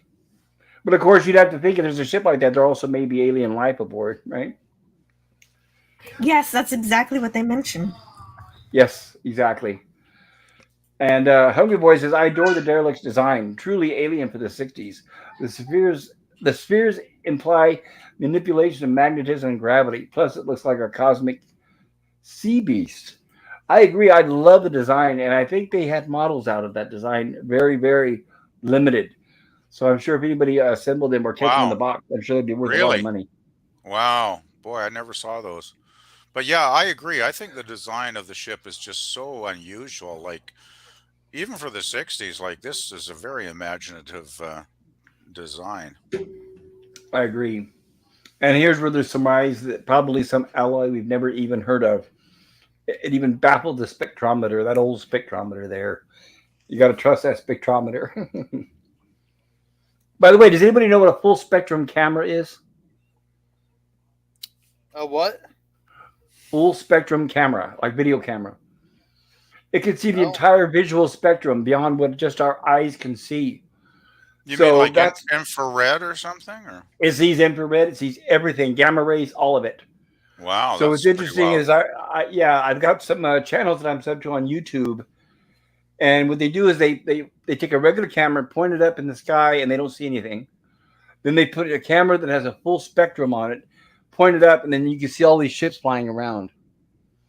So a lot of them actually have some sort of cloaking device where they can't be seen through the human eye, but they can with a full spectrum camera. So And you're that's saying there's alien ships flying around up above us? oh, No, he's absolutely. talking about the satellites. Nope, I'm talking about ships. The satellites don't come and go and turn left and turn right and all that other stuff. Okay, but anyway, back to this. And here's where they don't say the words, but they're pretty much caught up in a tractor beam. Because John says, "Okay, get us out of here," and Don says, I can't break away. We're going to collide." Might be a minute And before we get the next picture because Jill just said she'll be right back. okay, so at this point here, as you can see, and another thing too, this is not Star Trek, so they don't have fancy shields. Hold on, I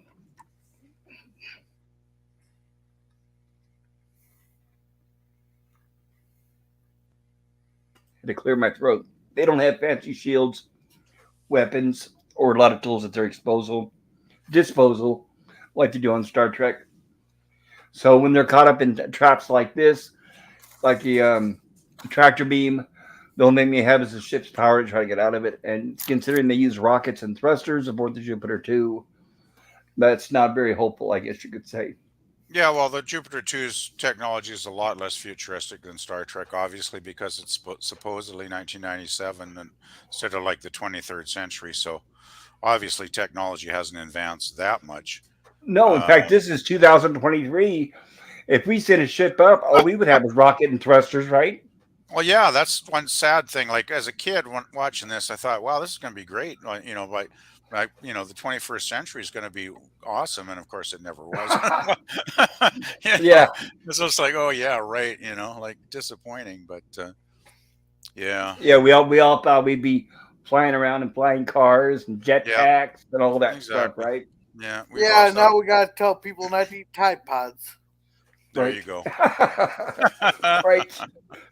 Shame on the human uh, race for digressing instead of we getting are. better. Well, is that old band Devo? What was that Devolution? That was their big thing, and I think yeah, they kind of nailed it. Dare to be stupid.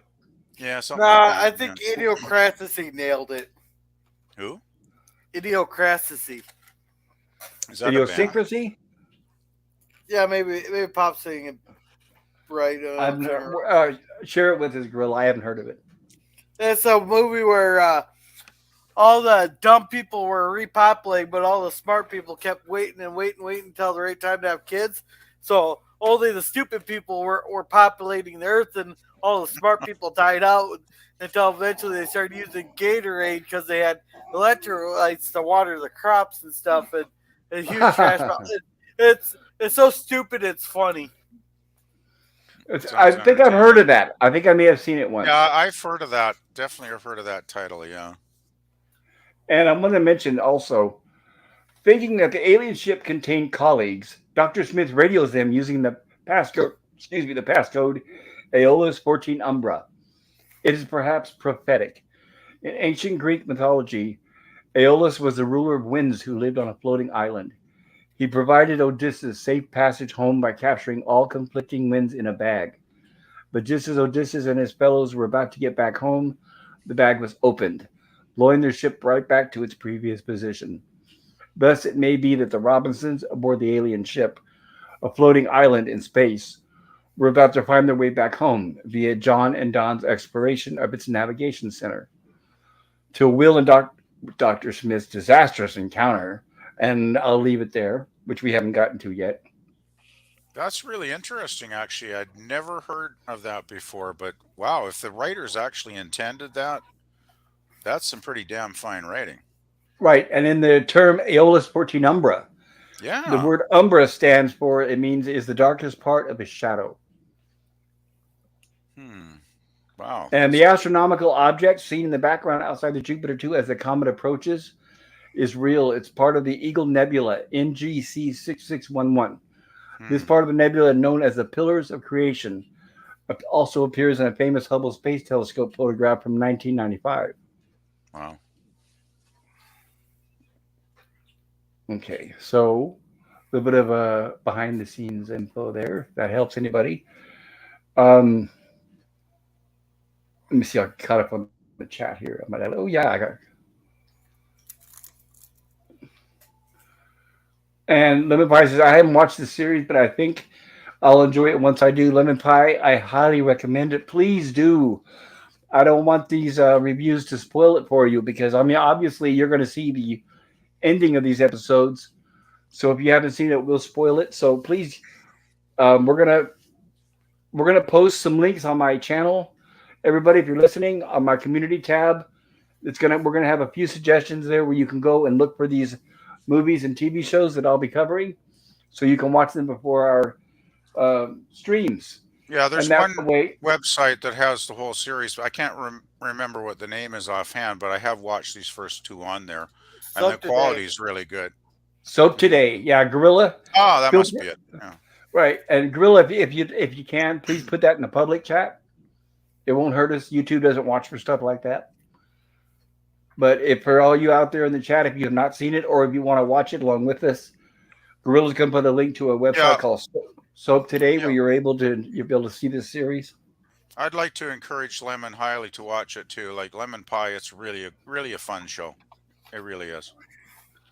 It is. It's fun and it's very endearing. And I don't know. You know, I'm glad you guys are here, and I appreciate everyone for being on my stream. But I feel terrible if it's just spoiling it for you if you haven't seen it yet. I truly want, the reason why we're covering this is because we want you to experience the fascination and the joy of watching it through Well, your own eyes. we got like another 81 episodes or whatever to go, Pop. So it's probably not too late for them Nope, to it's catch not up. too late. But the sooner the better. The sooner the better. Oh, I Especially agree. because the I first agree. season is really good and it stands out. Yeah, yeah, yeah. And like I mentioned earlier, the first 5 episodes are kind of like chapters within a self-contained story. Yeah, I think So it's really nice if you could. the first Go 5 ahead. are a really strong start to the series. I really like the first 5 episodes. I think they're really all really solid episodes.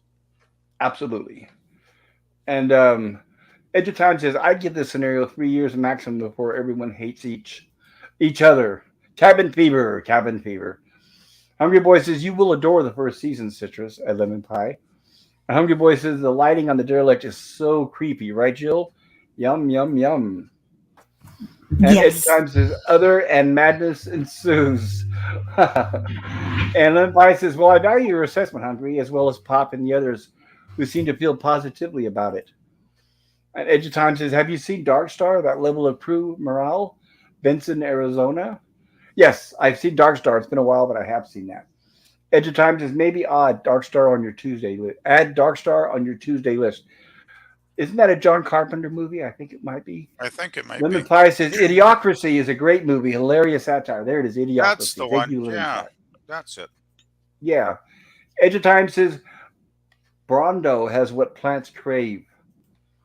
I hope I pronounced that right. Lemon Pie says, water, like from the toilet. Edge of Time says, space, madness, madness, madness. And there's the link, everybody. That website there will take you to where you're able to watch this series here. and enjoy it at your own leisure when you get a chance. And that way, if you're able to, you're please watch it before we review it, so you can enjoy it with us without it being spoiled. And there's another link there. Oop, that's sorry, that's my Twitch link. Lemon Pie says spoilers do not spoil it for me ever with anything, but I'll try to watch one of these prior. If you can, Lemon Pie. We do encourage it. Lemon Pie says Pop pays attention to the chat more than any other YouTuber. No offense, all other YouTubers. Well, I don't know about that. I do the best I can, but most of the people out there are in our group of friends are usually pretty good at it, with a few exceptions, I guess. It's Hungry always a Boy difficult says, balance when you're trying to relay a show and keep up with the right, chat. right. I know. Yeah, exactly. Jill is right. We want to make sure we cover the chat and mention everybody, and but yet still try to keep up with the pace of the show without losing viewers. And Hungry Boy says Dark Star was Carpenter's film school thesis that was completed after he graduated. Yes, I thought so. Yeah, that's it. Yeah. And Jim says Pop does a great job reading the chat. Remember, without the chat, you have nothing. That is absolutely right, Jim. I do my best. And a lot of times I want to give credit where credit is due. Gorilla helps me out a lot.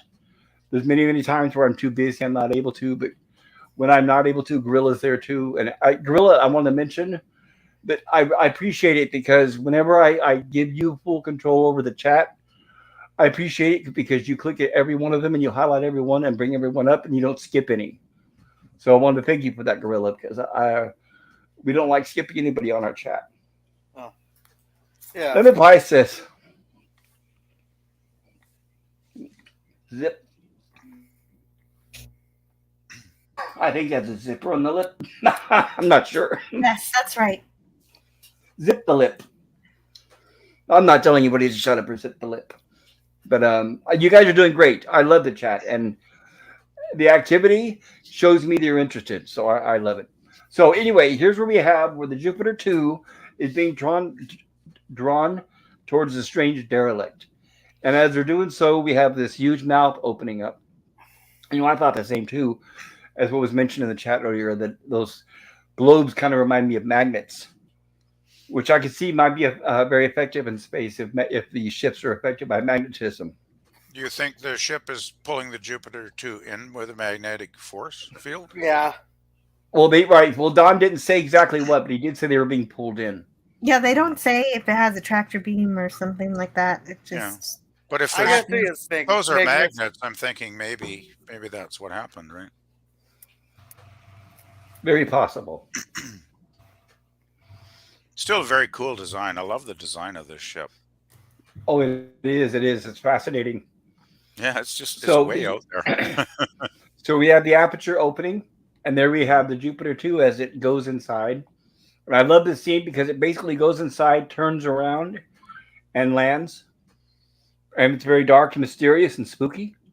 Mm, So this kind of very. reminds me of kind of like the Outer Limits.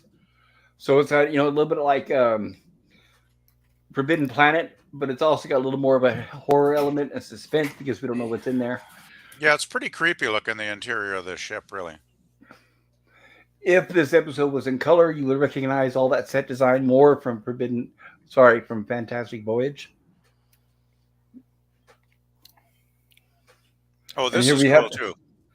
right here we have where the actual ship is opening. We see it has legs with stairs as it lands. Yeah, first time we see the Jupiter 2 land, and yeah, I always love the design with the tripod legs and the stairs. It's great design. Right, very expensive. That's what's great is they were talking about thanks to 20th Century Fox for that. And just like Trek, which is similar, is this had a 6 day shooting schedule. And like I said, that ship that we see land is a miniature, obviously, and that it lands. And then it cuts to a full scale version that they built, which, like I said, is a 60-foot high, 2-story spaceship, replete with cast offs and obsolete equipment from NASA. Yeah, I think the 60-foot full scale version is kind of mind boggling. Actually, it's like wow, they really went all out, because it's pretty impressive, really that they built something like that. Yes, I completely agree. So yeah, the Jupiter 2 is unfortunately sucked inside, and they're trying to decide what to do. And you better go down and let him. So there's where Will goes downstairs, and according to the book here, by the way, this book I failed to mention is called Lost in Space: The Authorized Biography of a Classic Sci-Fi Series, written by Mark Cushman. So that's where I've been getting my notes from. So as you can see here, Dr. Smith is not exactly a very brave man, so he figures the safest place is to be on the actual robot. So he considers the robot will be his protection. And he even says that this is his battle station.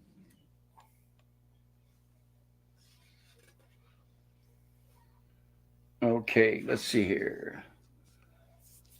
Well, this actually has seen by day which scenes were shot. Okay, so here's where they tell Dr. Smith that they're going to go down and investigate what's going on inside the derelict. And Dr. Smith, still believing that it's possible part of his comrades or colleagues uh, is more than happy enough to join them.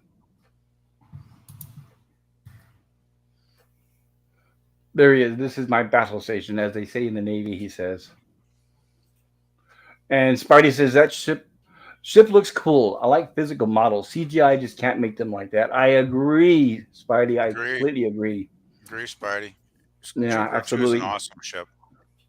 Yeah, and physical models, you can't top the detail. I mean, Well, I know there's CGI is a lot better now, but it's just I don't know. I like there's a those. re, there's a reality to a physical model because it is real, right? You can't, you can try and fake real, but real is still going to be real, if you know what I mean. Exactly. And the eyes, the human eye could tell. We know when I we're being can, tricked. yeah. Well, it's like Star Trek, right? I mean, a lot of people rave about the CGI that they added, 10 years ago or whenever. And some of it, there's a few episodes where I think the CGI does work and maybe improves it, when the original effects are maybe a little bit weak in a few scenes. But overall, I still much prefer watching the original '60s effects. Well, right. That's why I need to get the Blu-ray because now that we've been reviewing it on Jill's channel, those as each year passes, those new effects are not holding up. So the Yeah, Enterprise does not have the detail that it really should, and I'm sure 10 years no, from now we'll notice even more. I think Remember, it was done in 720p. Also, it wasn't even done in 1080p. okay. I just think this the CGI effects that they did. A lot of times they look like cartoonish, very cartoonish to me. They don't have a sense of reality to my eyes at all. Right, and like yeah, and like exactly, and like I said, that and the human eye can usually tell. And Spidey says the ships look cool. He said that already. I've said that. Hungry Boy says plus the physical scouring on the derelict is a real texture which CI fakes badly. Yes, yes, that's another thing. Texture, absolutely. That is difficult on CGI. And Spidey says excellent point, Hungry. I completely agree. So here's where we have Don and John deciding that they're going to go in there, down there and investigate. And if they tell Dr. Smith, we want you to join us. And like Jill mentioned earlier, they're going to try to see if they can find the navigational center to maybe see if they could use it to figure out where they are. And of course, Maureen. I keep getting the actors and names mixed up. Oh, and by the way, that reminds me too. Shame on me for last week forgetting because whoever you are in the chat, somebody in the chat last week said their kid is on the Battlestar Galactica, the original series. And shame on me for not catching and picking up on that because it dawned on me later that night after the stream was over that what they're talking about is June Lockhart, her daughter, and Lockhart. Right there, June Lockhart, her daughter, and Lockhart was on Battlestar Galactica, the original series. So that's what they were talking about in the chat last week when they said that their kid is on Battlestar Galactica. So if you want to see June Lockhart's beautiful daughter, Anne, you'll find her on the original Battlestar Galactica series from 1979. Yeah, I remember So that thank now. you. Was she was a fairly significant character, wasn't she too in that series, if I remember? Yes, Yeah. I believe so, and I think it introduced her. Yeah, I haven't watched that show in ages. Wow. Another show I saw on its first run on TV. Jeez, man. Same here. That's a That while was that ago. was when all the right. That was during all the Star Wars hype, and the excitement was still there. I remember seeing the pilot film for Battlestar actually in the theater. They actually released a theatrical version of it. They did the same with Buck Rogers. Yeah. And I really enjoyed it. I actually kind of had more fun watching that than Star Wars in a way, but they're both great, of course, though. But yeah, Yeah, I liked Battlestar Galactica. I love the Cylons. That's why I yeah, didn't like the new Battlestar Galactica. I didn't like they did away with the robots. yeah, that's But I know just that silly. people, I know there are people that are fans of the new Battlestar Galactica, so I'm not going to knock it. Oh, I know there's a lot of people love it. I've never seen it personally. I never got around to it, but I did. I tried to watch it, and as soon as I saw that there was yeah, no robot Cylons, I was out. yeah, they just Yeah, basically they're have more androids. Well, they they're just basically it's they to look save human, right? budget. Of course, they look human because it saves budget, and that's why I said I was out. Yeah, that's kind of You know, they boring. always write that into the story. Oh, they're androids. They look just like humans to Well, the try thing to is, sneak in. Yeah, but you But it's should like, try it. It's a really good series. It's fun. well, I like Edward James Olmos, so Exactly. yeah, He he's carries good. the show, basically. that's, He's that's good. what I've heard, He's and he's good. a great And actor. Starbuck is good too. Wait a minute, Starbuck. Starbuck's a woman in the new show, right? Correct. Okay, And it's actually one case in which that is a good decision. okay, yeah, because I remember Starbuck in the original show, Dirk Benedict. But yeah, I think I remember vaguely. I think I only got through the first couple episodes So, of Battlestar Galactica until I saw the humanoid. Um, and I don't know. It was nitpicking. well, I guess we robot fans kind of maybe would be disappointed. Yeah, because I really love the Cylon design in the original series. I mean, Mm, I know it was just a guy in a suit. I mean, obviously, but yeah. that was a big part of the series. When you take away a big chunk, that'd be like making a new Lost in Space without a robot. And it's just like, no, I don't think so. Well, kind of like the movie, Another right? reason why that whole right, well, yeah, we got the movie, but we got no chariot.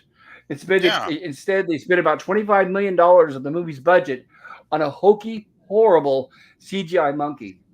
Thank you, Akiba Goldsman. Thank you for failing upward, sir. Yeah. Hungry Boy says, cheers, Spidey and Canadian Spider Man.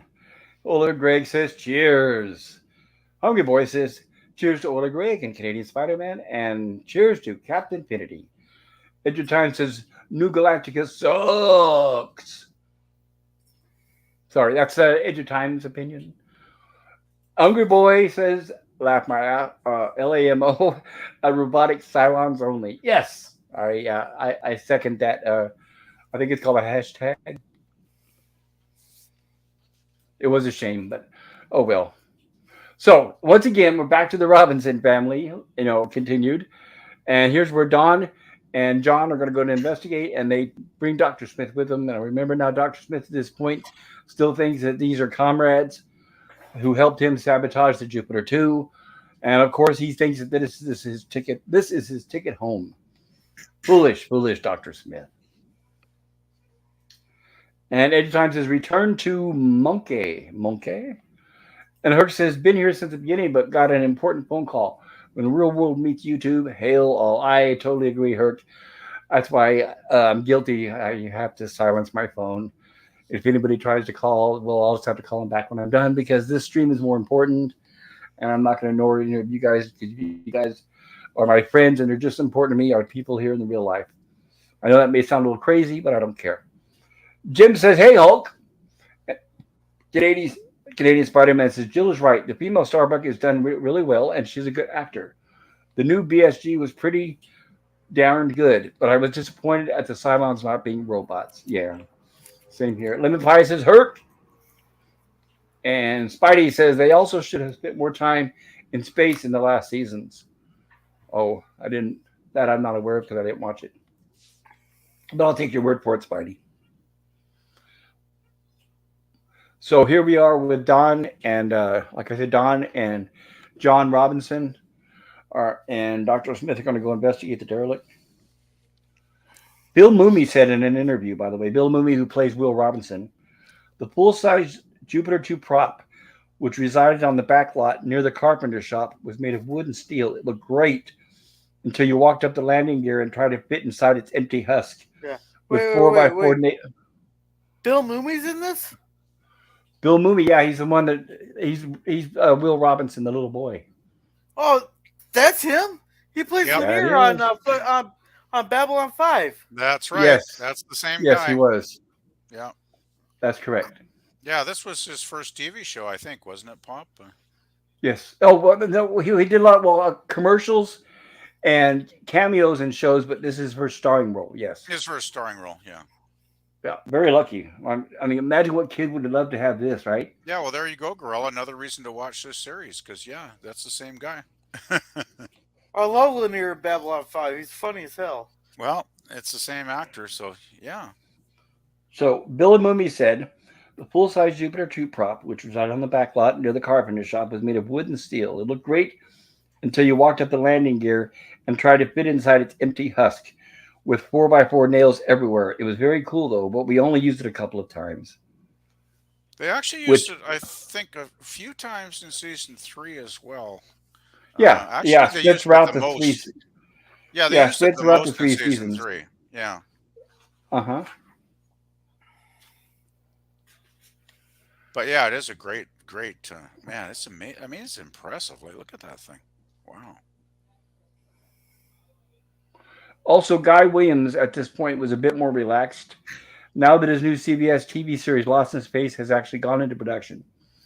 After the pilot was made and sold, many months went by before shooting began on the series, leading Guy to say that if they develop much more, by the time we get into our sixth show, we may be doing it live. Actually, anybody can start filming early. This is just another challenge in a business that thrives on challenges. All right. I'm going to try, like I said, I'm going to try to keep up with my notes with what we're actually seeing here, so not to give away any spoilers. So here we are, where they disembark from the Jupiter 2, and they start investigating throughout the derelict. Oh, and they get caught up here. And Spike says, Herc 130, good to see you, buddy. Glad you were here. Phantom Boomer says, Herc 130, howdy. Lemify says, hail, Edge of Time. And Edge of Time says, hi, Pie. And Hungry Boy says, side note, Bill Mooney also formed a band with Miguel Ferrer. Yes, I had them on my Facebook before Miguel Ferrer sadly passed away. But side note, Bill Mooney also formed a band with Miguel Ferrer, both sci-fi veterans, called Seduction of the Innocent. And Bill thanked me for dancing like a madman to their music. They played cons.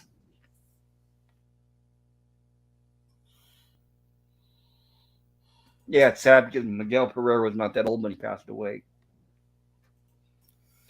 And Canadian Spider-Man says, good on them. I agree. So here they are, where they came across what they figure is the navigational center of the derelict. And they figured correctly. Pretty good guess. Yes, they did. And I guess it didn't take them long to find it, thank goodness, considering everything else has been moving along rather slowly. Or maybe it's our review that's making it seem slower. Go ahead, Gorilla. All right. I had an issue here. They should. I will have shot this guy the way he was acting when they were first getting off the ship and all that. I will have shot this guy. The traitor. If you're talking about Dr. Smith, that's often the way we felt in every episode. We kind of all wished, I think, us fans back then, that they would have just got rid of Smith at some point. But he was the antagonist, so they kept him around. That's what the network wanted. But he does develop, though, into quite an interesting character as it goes on. Right, his character does change over the period of the series. Definitely. While the gentlemen are admiring the instruments, let me see whether I can locate somebody, says Dr. Smith, once again thinking that maybe it's his comrades. So now I hate to let Dr. Smith wander off by himself, says Don. And here they are with them. And like I said, you'll recognize the scenery from Fantastic Planet. Yeah, it's really cool. You mean Fantastic Voyage? Voyage, thank you. I always get those names mixed up because I love Fantastic Planet too. Oh, okay. But yeah, I never knew that before until you mentioned that. Like, that is so cool to know that they were on the movie set where Fantastic Voyage is filmed. That's really cool. Yep, all 20th Century Fox. So awesome. That definitely helped. Yep, it definitely helped. And it made this show seem a lot more expansive and expensive than it was, even though it was already expensive. And here really surmise that the ship is probably ran off crystalline power. And of course, they told Will to stay aboard the ship, but of course, like any kid his age, he's going to be curious. And no one is watching him. Well, the robot's supposed to be watching him, you would think, right? Really? Really? You're gonna give the babysitting job to the robot? Okay. I know exactly, right? Well, that's part of the Will's character in the show, though. He's very precocious and adventurous, and he just goes off and has his adventures, and he doesn't really worry about it too often. He's an explorer, basically. He's just, got his huge curiosity about, the universe, and he's just going to be out there doing stuff. And as we see, it won't be the last time. And also, as we'll discover, is it does sometimes get his family in trouble. Well, yeah, I would have appreciated it a bit more. It makes sense if somebody would have gone after him when they realized he was gone, but they just stay on the ship. They're just like, oh well, he's gonna get punished when he gets back. Not like, hey, there's a little boy out there by himself. One of us needs to go check up on Right, him. on an alien ship with who knows what. That's a good point, actually, Jill. Well, it also leads you to think, well, how Uh, many doors does this ship have if he can slip past them, right? yeah. Well, weren't they in the upper level and the doors on the second level? That's just it, right? They're on the upper level, and they're leading us to believe that the doors for the landing gear are on the lower level. Yeah, well, you would hope that would make sense, right? You would hope they were on the lower level, yeah. Right, and Hungry Boys is LAMO. Jill zeroes in on the plot point. Fabulous. Yes, I totally agree. And Hungry Boys says, and no one is watching him. LOL, Jill. Yes, deduction of mom points. And Lemon Pie says, so I have a date coming up, and I plan on wearing that silver spacesuit. There you go. Oh, I would love to put one of those together for a convention, but it Wait, sounds wait a really minute, wait. hot. So you're planning on dressing up as a burrito for your date? There you go. Could be fun. Could be fun. Just might be a little hot. Oh, But I it'd be don't a know. hot Maybe date. these, It'd be a hot yeah, date then. maybe these days you can get a material that'll breathe a little easier. What did they make these suits out of, by the way? Was it really the stuff they made blankets out of in later years? It's Yeah, I believe it was a aluminum foil. form of mylar. Okay. I believe it was a form of mylar. I remember Hmm. once I saw an interview with Angela Cartwright, who played Penny, and Right. she said they were stiff. She said it was like cardboard and aluminum foil. That does So not sound comfortable. right, so that was from a kid's perspective, obviously. Hmm. So here's where Will keeps telling the robot to step aside so that he can sneak out of aboard the ship, and the robot's not going to have any part of it. So Will gets the idea that maybe if he mimics Dr. Smith's voice. So in his best Dr. Smith impersonation, he says, 2 steps forward, my mechanical friend. Yeah. Yeah, Okay. Will's a quick study here. He's figured it out real fast. Faster Wait. than the rest of them. Yeah. Should the robot be able to figure out that that's not Dr. Smith there? Because he should be able to tell that that's not his voice. Well, I think the robot is not completely. I don't think Dr. Smith is done programming the robot completely. I think there's still a lot left that it needs to be perfected. I kind of wonder how smart the robot is anyway, some episodes, because he doesn't seem like the sharpest tack, Yeah. Well, see, that's just Well, it. That's what I was saying. He's almost like in these early episodes. It's like having a computer that's only as smart as its programmer, and all it knows Yeah. so far is what it's been programmed. It's like And the Exactly. robot does get smarter over the series as the more it Yes, gets programmed. yes, that is exactly the idea behind computer programming. If you haven't told this robot how to visually see you as, like, possibly what happened is he didn't tell the robot to visually scan him as Dr. Smith, only to recognize his voice. Yeah, Yep. because and also he Yeah. didn't have a lot of time. He was down there trying to finish it with it without them noticing too. So he hasn't really had time to spend as much time on the robot that he wishes he could.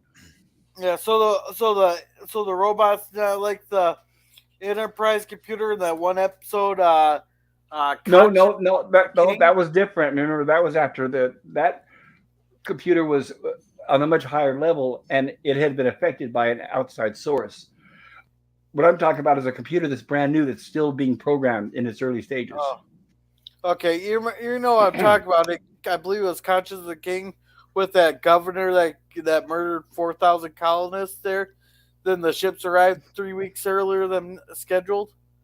Right, and we've seen a few episodes of Star Trek where the computer has been affected by outside sources, like the Practical Joker. Okay.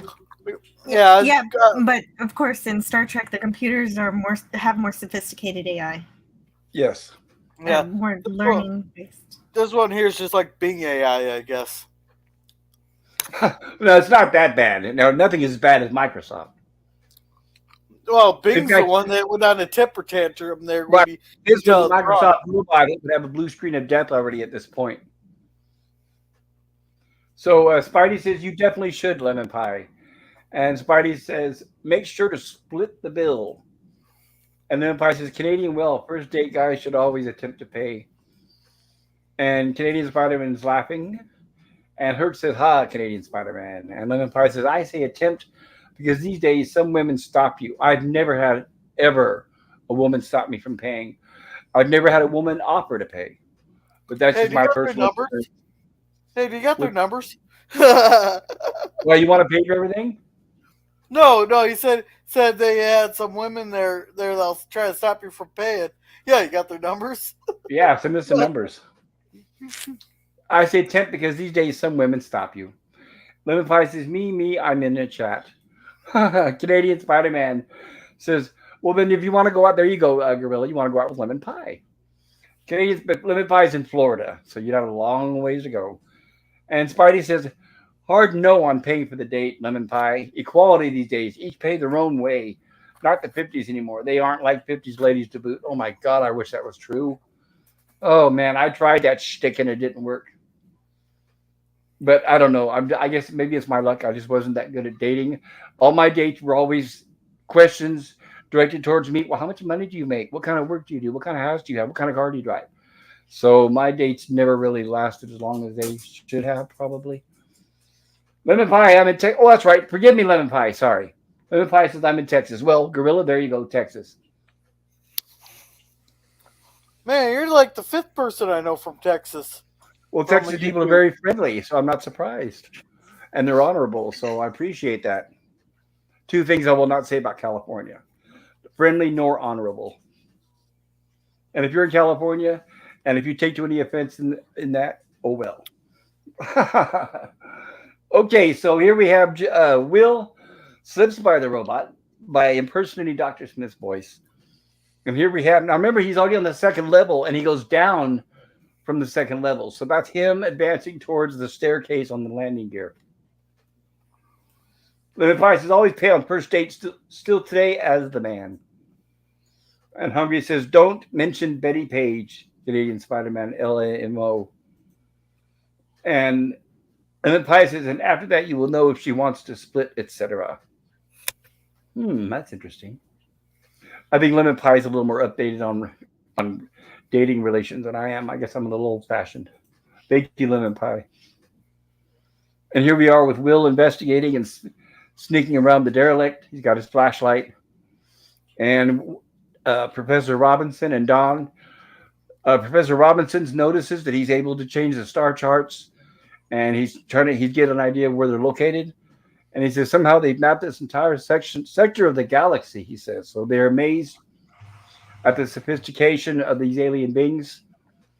That's pretty cool. As you know, yeah, it is. And these controls, they work a huge roadmap for them to watch. And I like the fact that they operate the controls not by touch, but by movement. So the controls use sensors of some sort. So I thought that was cool. Instead of showing human controls with buttons and switches that would take human hands. So I thought that was a nice touch that they just are controlled by movement, which is relatively sophisticated. And Canadian Spider-Man says there are so many Texans on YouTube that I've become friends. They are good people. I'd love to live in Texas. I know Texas, send us a Whataburger our way. We could sorely need one. And Jim says, I have the 2-foot lost in space robot and its remote control. Well, Jim, by all means, on our next stream, maybe on the horror stream tomorrow night, you can share that with us. Oh, my God, the remote control B9. Wow. And Phantom Boomer says a few. And Lemon Pie says Canadian. I think Canadians and Texans are the two largest groups in our community. Very cool. And I There do appreciate them seem to both for be, being here. yeah, there do seem to be a good number of us here. I know, and I'm glad Californians are in the minority. So that's actually a good thing sometimes. Lemon Pie says Canadian. Oops, let me cover that. There we go. And we have Will aboard, and it looks like Will came into an area here which we have not seen yet, and he's sneaking around, and he should be meeting up. There we go. And here's where we get our first look at the aliens. And here's where, of course, he tries to communicate with them, and he says, "I'm from the Jupiter 2, from Earth." And instead, we get an electricity crackling noise. It's a blob type form, and it looks like that it's possibly trying to communicate with Will, but it looks like it uses electricity, or in Yes, what to our speak. Yeah, yes to speak. And by the yeah, way, I think this I think the electricity was practical effects on camera. I don't think that was special effect. no, it looked real to me. Yeah, because well, not only that though, but of course we never saw this in high definition when we were young. But watching the Blu-rays of this, I looked in really close, and you could see the wires where the electricity traveled down the wires. Oh, So I okay. thought that's a fantastic effect. Very, very Well, cool. it would be easier to do than, spending a lot of money on, some other kind of effect, right? If they could just do it practical, that's going to save money, I would think. So Let's save money, and it looks a lot more realistic on camera than in I think it effect. looks great. Yeah, I think it looks really great. Herc says, I agree with everything pop culture creator is saying tonight. Well, thank you, Herc. I do often make mistakes. And that's why when I do, I appreciate when people out there, my good friends like you guys, correct me because I'm definitely not right all the time. Phantom Boomer says, Herc 130, I'm not offended. And Hungry Boy says, here we see Alien 79 did not create gross organic alien yucky stuff first, lol. Edge of Time says, don't mess with Texanada. And Jim says, my B9 robot is in his box in storage, unable to show. Sorry, I understand. Keep it in that box. I understand. And Herc says, ha, Phantom Boomer, except for you. Okay, so here's where we have Will Robinson, of course, still trying to communicate with the alien. And at this point, we do not have a name for the aliens. The aliens aren't quite as established as they are in Star Trek. I know in Star Trek, there's a lot of talking going back and forth, and usually most of the aliens have a way of communicating. Even the Horta figures it out. But in this episode, they're completely alien. And I'm going to highlight a little bit of the production notes about that later here as we get through here. Well, the thing with the difference between Lost in Space is we don't have a universal translator in this show, right? We don't have a universal translator. And plus, they could have easily written an excuse for how they're able to somehow interpret, but they don't. They keep it intentionally vague, which I like. Yeah, that's what I thought was one of the strong points of the episode too, is the aliens were really alien. Right, and Like it another was, thing too is like with the Horta, like we just covered Devil in the Dark on Jill's channel, right? and the way it's written, which is so fantastic, it's like a horror episode. You think it's a horrible monster just randomly killing people, then you find out it's actually intelligent. It's a mother protecting her babies, Right. which is fantastic. Here, we have these aliens. We don't know if they're good or bad. Clear till the end of the episode, it's not explained. In fact, that's part of the production notes in this book, Well, which I'll we cover actually as never we know. get through this We scene. never I know. don't want to get too much. They could have been good, but with what Smith does, coming up here, that makes it impossible for ever to know. The aliens might have had very good intentions, as they were talking to Will for quite a while before Smith interfered, right? So But I would maybe sacrifice to the aliens and go, no, I think we're not maybe with him. I think the aliens were just as We're not with these assholes. I think the aliens were just as intrigued trying to communicate with Will as Will was trying to communicate with them. And I mean, maybe it would have been impossible since their language obviously was so different, but I don't think we'll ever know because I mean, Smith, kind of went in there and did his thing, right? So, Right. but not Gorilla. being Star Trek, I do appreciate the attempt at communication, even if the episode doesn't achieve it. oh yeah, Right. yeah. And the thing is, it's not the aliens' fault. It's as you say, it's It's Dr. Smith. Smith's meddling that messes it up, right? So, And what Will does is probably what we all would do. We would try verbal communication first to find out that that's pretty ignorant. You expect an alien from another planet not only to know our verbal language, but also to understand English. But the that's thing probably is, what we though, would try the first time. what else could you do? I mean, it's just just a sudden encounter, and it's not like you've got time to try and figure out, more complex way to communicate. So I guess you would try, but I mean, of course, with communicating with English, it's probably not going to work, obviously. Right, which is why in Close Encounters they use musical notes. They figured maybe even in alien worlds they know tones and music. That was So cool. they do, yeah, they do branch that out. Well, as they Gorilla, are say, you there? oh, Yeah. Can you do me a favor in the private chat? Can you read what Jill put? Where it says now as Major West, it starts out. Can you read that for us? No, that's not new. That's from earlier. I think I read that actually already, Pop, Hmm. Oh, you It read is. that It part? is from Okay, earlier. good. earlier Sorry, Yes. on. sorry. Yeah. Thank you, Jill. I wasn't sure if that was them or. Oh, you're right because now it's Professor Robinson trying to figure out the navigation inside the ship, right? And that was the earlier scene aboard the Jupiter too. Thank you for Correct. correcting me on that. Oh, I can And, read what you wrote, though. no, it's okay. We already Well, I went love through it. your Gorilla. I love your voice so much. I was like dying to hear it. I was just gonna read your last one there. Be right back. Sorry again. Grrr! Yes, my daughter is a difficulty right now. It's I was okay. sent them to She's bed a long cute. time ago. No, I love it. But Kids are kids. but always thinking about Funny. Star Trek. It seems here like Will is Starfleet and Smith is the Romulan. Right. Yes, I would agree with that. Yeah, yeah, yeah, definitely. And here we go. Lemon Pie says Edge LOL. And Phantom Boomer says all Californians are not Picos, just like all Canadians are not all Pinkos. I agree with that. Hey, I gotta Yeah, we're say, not all crazy here in California. I've lived here all my life in Canadiana, and I've never met a pinko yet. So I think that's a lot. There's a lot of Yeah. myths that go around about folks. Well, yeah, people who have not been here to California think that we're all, as what we're pictured from, let's just say from San Francisco, but we're not. But for us, regular, normal, level-headed, quiet people, we're just What you mean? unfortunately outnumbered. We're You outnumbered, mean you unfortunately. mean you're not all stoned hippies out there? Well, no, no, there are conservatives, but uh, unfortunately, we're outnumbered and we're a dying breed in this state. Hey, you could be a And stoned conservative too. yes, you can. That's a yeah, good there point, you Jill. go. Thank you. Stone conservatives. Now there's a name for a punk band. Yeah, exactly right. And Hungry Boy says to me as a kid and as an adult, the implication was the aliens were in hibernation and then Ah, wanted to communicate, but then, well, Smith. yeah. That is a good point, Hungry Boy. That's a very good observation. Wait, I got a question here. This could be Yes. just be nitpicking, but isn't this episode called "The Derelict," where no one Yes. should be alive on the ship, but yet they find life on the ship? It's called the derelict because the Robinsons think that it's a derelict. When they first get there, they think that it's been dead for a long time, and they don't realize until they get inside that they were wrong. Right. There was also some hope earlier that it was derelict, so they could use whatever power sources inside. Yeah, they were Well, actually talking about taking some of the power sources out and using it and some of the an navigational equipment. another thing too is we don't know if the aliens might have been in hibernation for many years, because the ship does look very run down.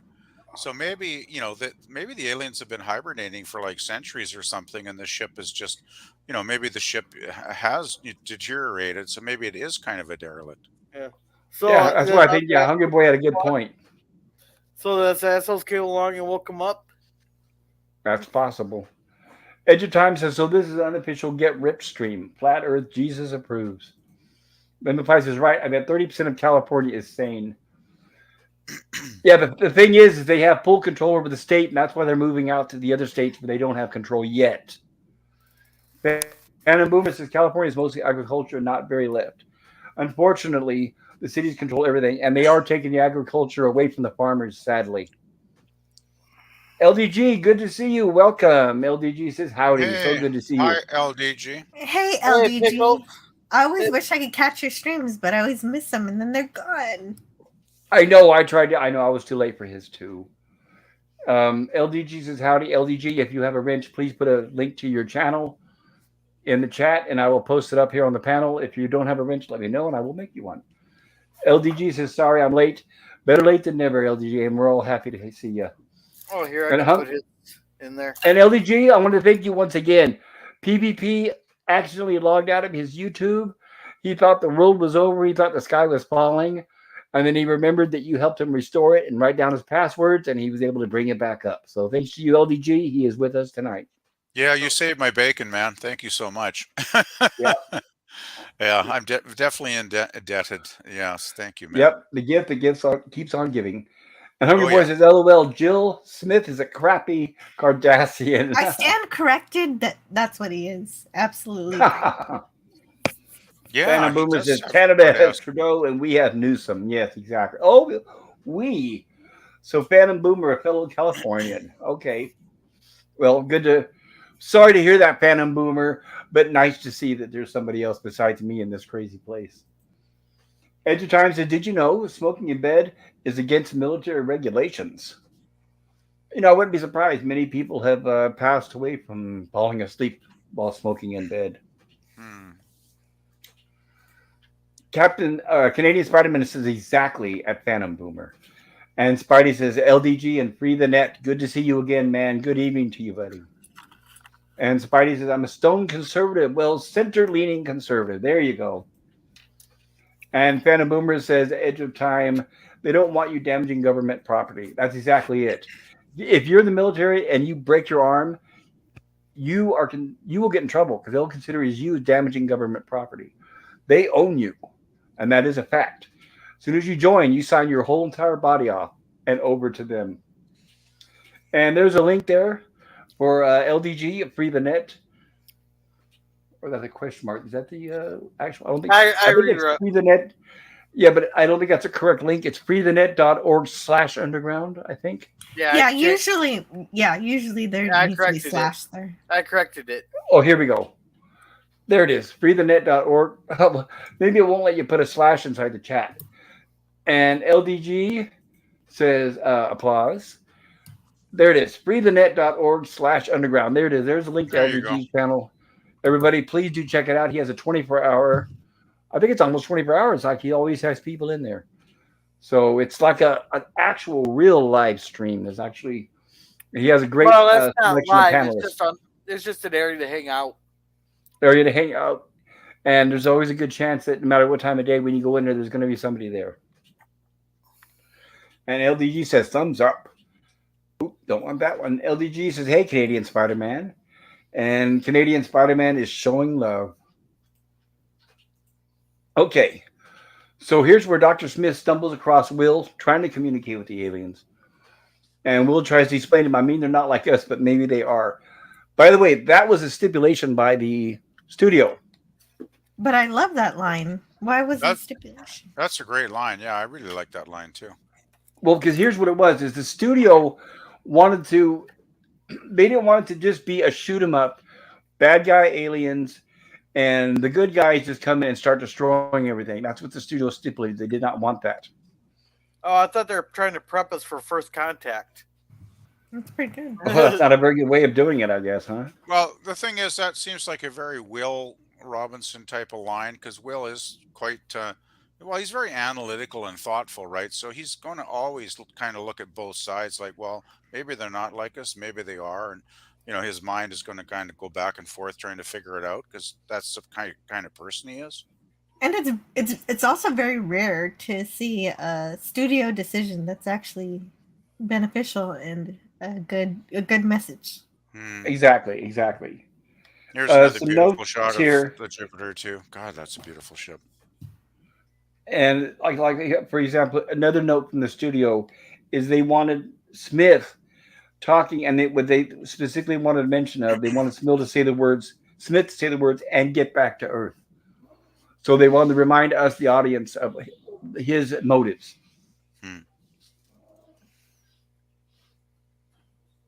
And let's see, Speech should comment on the presence of Smith and the annoyance he has caused the family.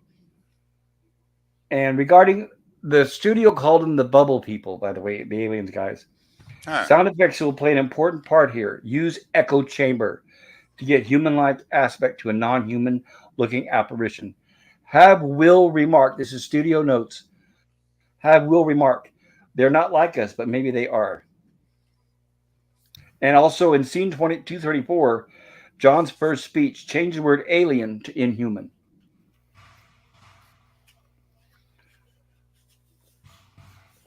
Okay. All right. So here we are. I think this is the point that Jill was mentioning earlier, where they notice that Will's not there, and they say, "Oh well, hopefully he'll be okay." There it is. Will? Who's Will? Where's Will? Darn you, it's kids! What did I tell you? Get back. Go to your room. it's kind of like Where's Waldo, but it's Where's Will. Right.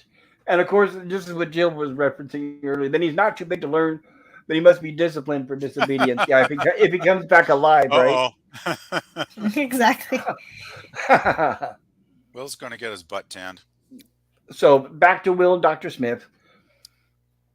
And of course, Dr. Smith is kind of doesn't have the patience. Now that this is where Dr. Smith, of course, realizes that these are not his colleagues. These are not the people that he expected. So not only is he frightened, you can tell that he's also doesn't have the patience anymore. Why would anybody give Dr. Smith a blaster? Yeah, I know, right? Well, this is the point where they don't know exactly the full extent of his motivations yet. Yeah. But of course, they're going to learn that. And as we know from watching the series, they do realize that pretty quick. Oh, yeah. So here's where Will is still trying to communicate with the alien. And Will says that they're trying to find their way to Alpha Centauri. And of course, Dr. Smith says, no, we want to go back to Earth. Oh, boy. And Dr. Smith, by losing his patience, blasts his laser rifle at the alien, unfortunately, damaging it or hurting it.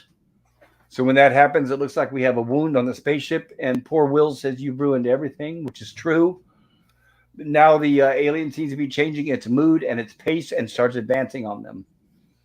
And now we head back to the control center with John and Don. Say apparently this control is the key. And there we go. And that's what I meant about the actual lightning on screen, which I thought was very cool. Yeah. There's some great effects in this show. And this is where they realize that, you know what, has hit the fan. And they hear Will yelling for help. Don and John come running, and they see the advancement of the aliens. This was another stipulation on I want to mention on the network, is they said, do not just destroy the aliens and leave the ship, because that would make Robinson seem hostile and like they're just going around space shooting up people. So make sure you leave the aliens alive so that it leaves it more ambiguous. And I'm glad that's a great choice and a good decision. Now, Because it is true. Boy, the network is making good decisions there. I'm kind of shocked. Oh, me too. Now, did the studio say they couldn't throw Dr. Smith at the aliens and go, he's not with us. He's the one that harmed us. Right. A human shield, right? Yeah, they should have just said, hey, you guys keep Smith. We don't want him anymore. Yeah, I have a feeling that the network wanted Smith to stick around for future episodes. So here we have John. Now, you got to remember now, Professor Robinson doesn't know what happened. He doesn't know about the interaction with Will and Dr. Smith between the aliens. So as far as he knows, he just sees the alien advancing upon his family. So he takes up a defensive posture. So he does fire at an alien and injures it. And when he does it, the aliens seem more agitated. And sorry, we're getting okay. This is where they're back aboard the ship. And what John is doing, he's using the laser rifle to cut open the opening of the ship, where it sealed them behind them. And I wanted to point out, this is a scene that reminds me from Star Trek, where they had Finnegan, I think it was Finnegan, singing aboard in engineering, and he locked everybody out. And Scotty was having to cut through the hull to get through to manually open the door. Do I get the name right or no? I don't. Yeah, that's right. No, wait, no. Not Finnegan. Finnegan was Shorley. Not Finnegan. It's O'Reilly. O'Reilly. That's O'Reilly. That's the guy. Okay, so the reason why I mentioned that is in the original series, before the updated special effects, it was too expensive for them to show the continuous blast of the phaser hitting the hull of the engineering. So us audience watching the original Star Trek, all we saw was the phaser pointed towards the wall and the spark like it was being cut on the wall with no phaser beam. But in the enhanced edition, when we covered that episode on Jill's channel, they've added the phaser beam. So what happened here in this scene, it was the same thing. The script calls for a continuous blast from the laser rifle to cut open the door, but they didn't have the budget. So that's why all you'll see is Professor Robinson pointing the gun towards the hull of the ship, and you see the spark going up the line of the wall. So that's the reason why you don't see the laser beam. I So just the want to explain you enhanced that. edition, is that like a Blu-ray set or something? Yeah, it's a Blu-ray set that has both the original and Okay, the new special effects. because Jill has a copy. oh, cool. I have the old DVDs from like 20 years ago or whenever, so I don't have the Blu-ray. But wow, that's nice to know, man. Cool. Hey, if you want the upgraded special effects, I use that link I posted.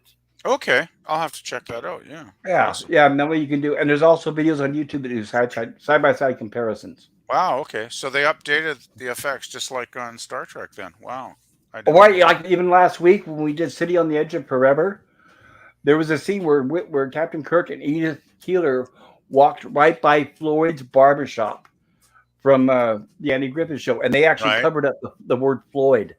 Oh, you're kidding. Yeah, I was going to bring that up, but I forgot to, and then I Really? realized afterward. Yeah, they cut out. They used CGI to cover over the word Well, Floyd.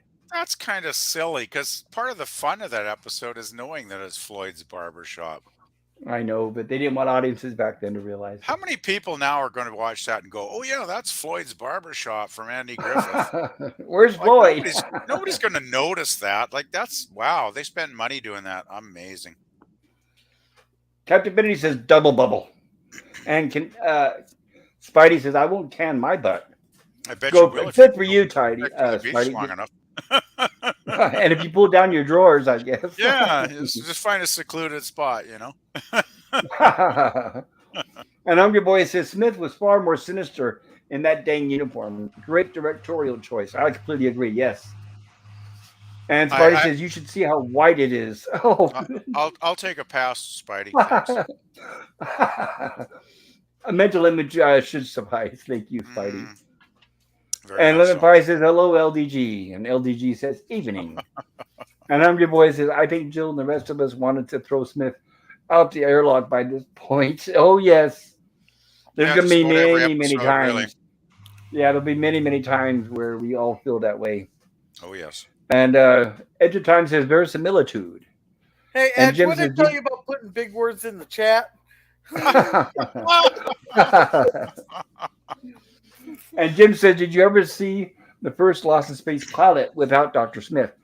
Yes, Nowhere to Hide. We're going to be covering that in a future stream here, Jim. I just didn't want to show it yet because it gives a lot away of the first 5 episodes because they edit it, as you know, into It, the episodes.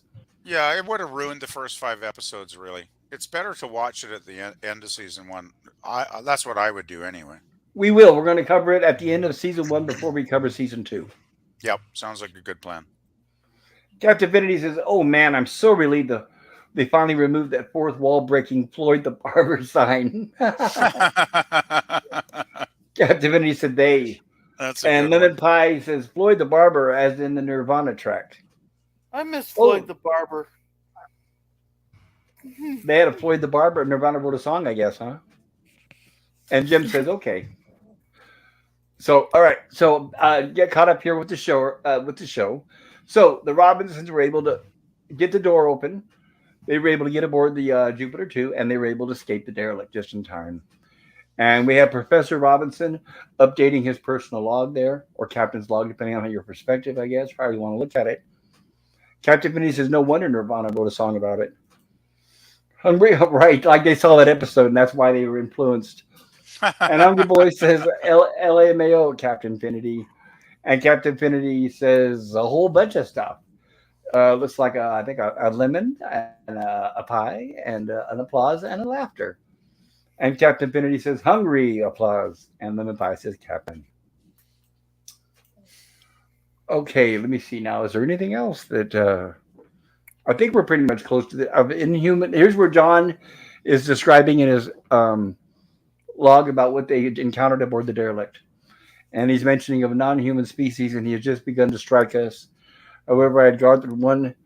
Well, anyway, I don't want to read it verbatim, but Jill is covering that for us.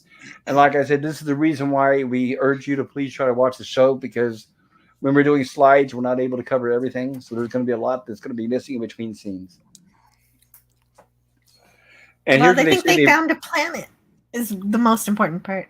Yeah, this is cool. We're finally getting to land on a planet, which is awesome. Right. And finding this planet can prove. And of course, this is where Maureen has her hesitation because they don't know what's down there. But of course, it's space. You know, you've got to take your chances. You can't be flying around forever. Well, the thing is, Maureen, how many years are you gonna fly around in space? You gotta land eventually, right? It's like, Right. come on. But I can understand as a mother, she's being very protective of her children. So I can understand that. Yeah, but still, Even she though did that's sign part of, up. right. It's right. It is part of the mission. Yeah, she signed up to be a Right. colonist after all. So, besides, they Yes. need to replenish their supplies like food, water. I mean, if it's got a breathable atmosphere and they can like grow things, like they can survive, right? Exactly. And as John explains, that planet has normal gravity. We need to for the work we have to do. And that's another thing too. They need to be able to work on the ship because of the Yeah, damage. they got to do repairs. Yeah.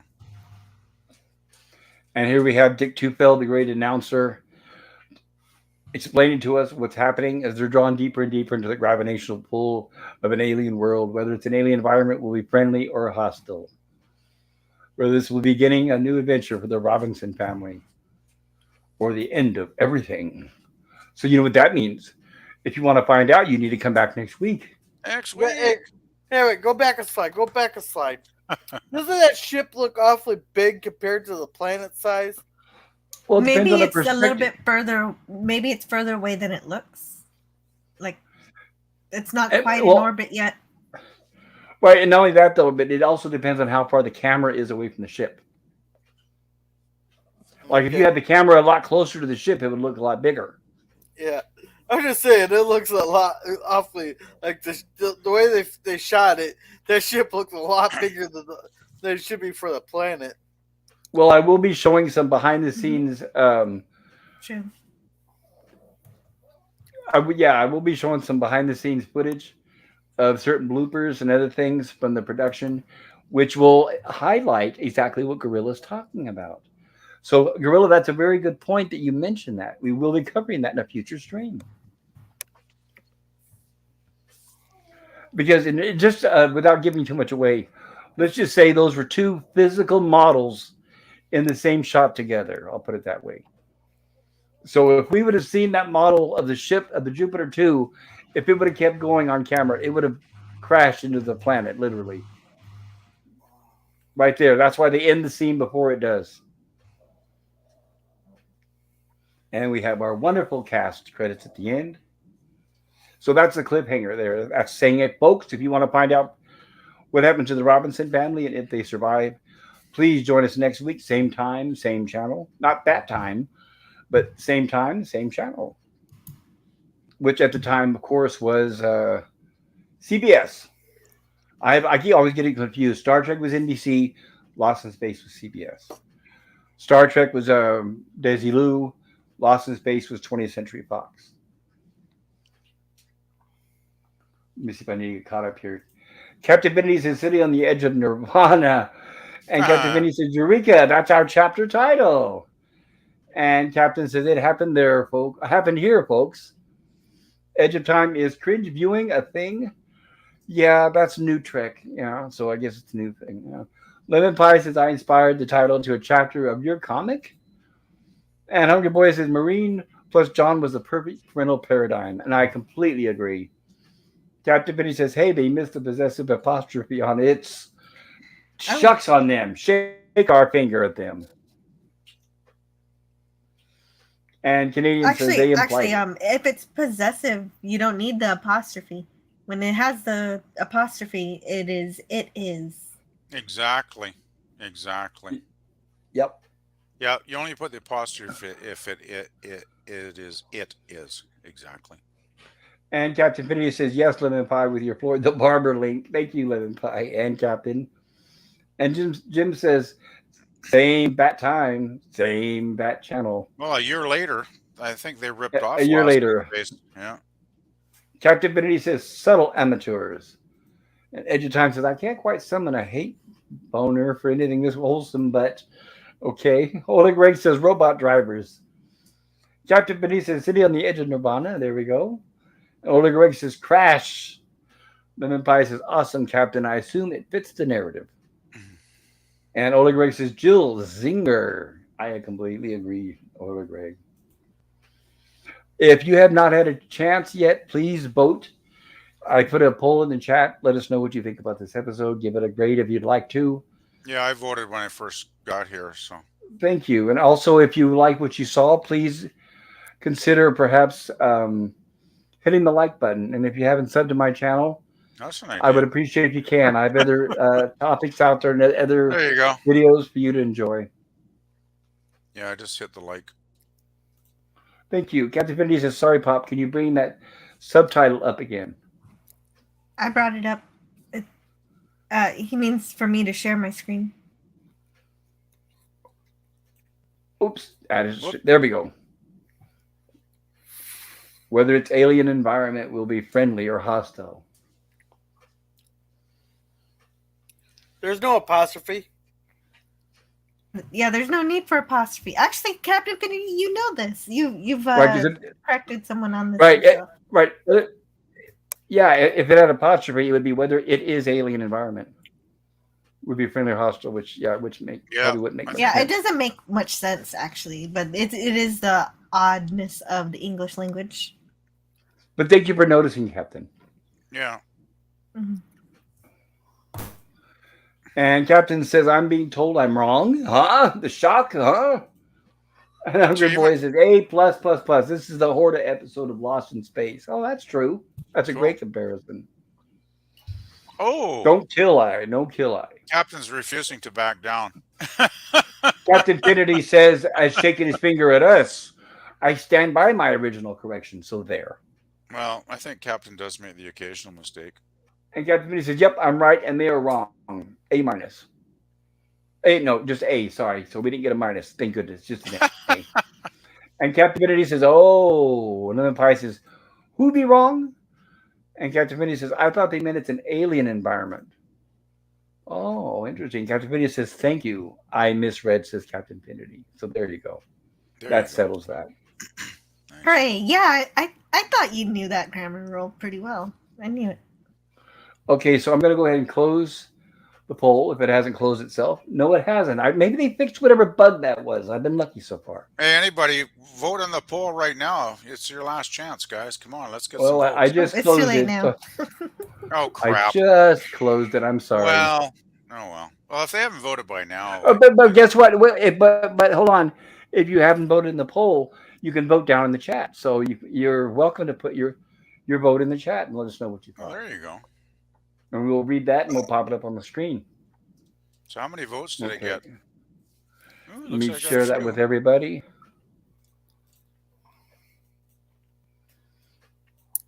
And there we go. It looks like we had 11 votes.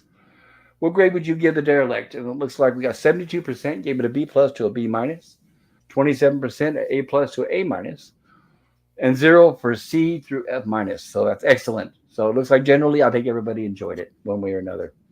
Yeah, that's a good episode. So that is great to hear. Yeah, and thank you guys for voting. I appreciate it.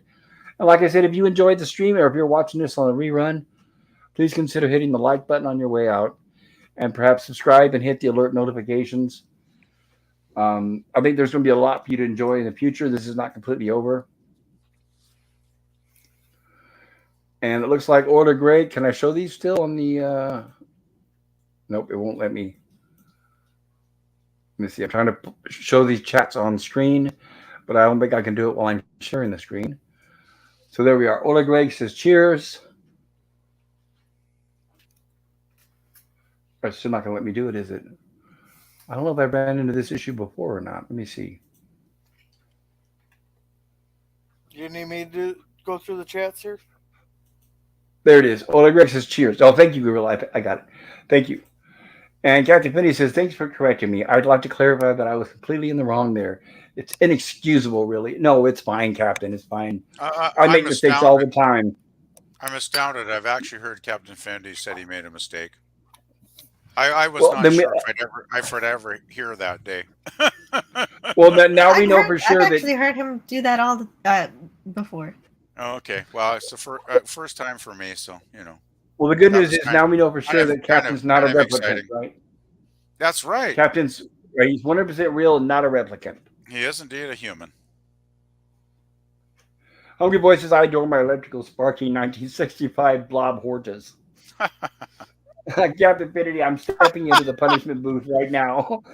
Oh, so Captain's heading into the agony booth for a little bit of treatment. The Is he? agony booth. Okay. Self punishment, I guess. This is too good. Limit Vices, Euler, hey.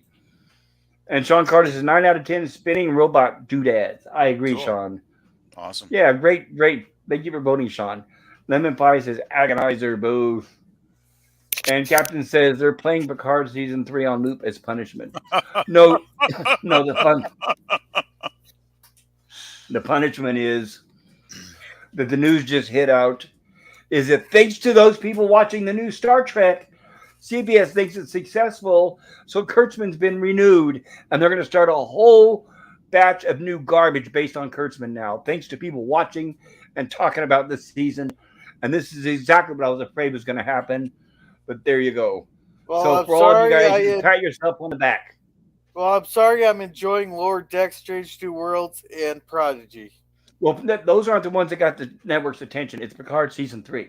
Well, the thing is, I have been watching Picard because I figure if I got to criticize something, I have to watch it just to put out my thought. Well, you helped. But I did it get renewed. No, I didn't because I didn't pay a nickel. I didn't pay a penny for it. No, it's not paying the penny. It's anytime people review it or speak about it on live streams. That's what they're watching. They don't watch it. They even said that it did not help their sub base as far as subscribers. What they're basing it on is fans saying that they love it, and by the amount of attention that it's getting on social media. No, I've said very little about it. I'll watch it, but I haven't. The only time I've gone on. Well, as long as you don't do a video based on it, right? Well, I just went on the channel where Jill and Scotty were doing it, but I haven't even done that for like a month because I lost interest in even bothering to do that much. So I know, and I know we don't.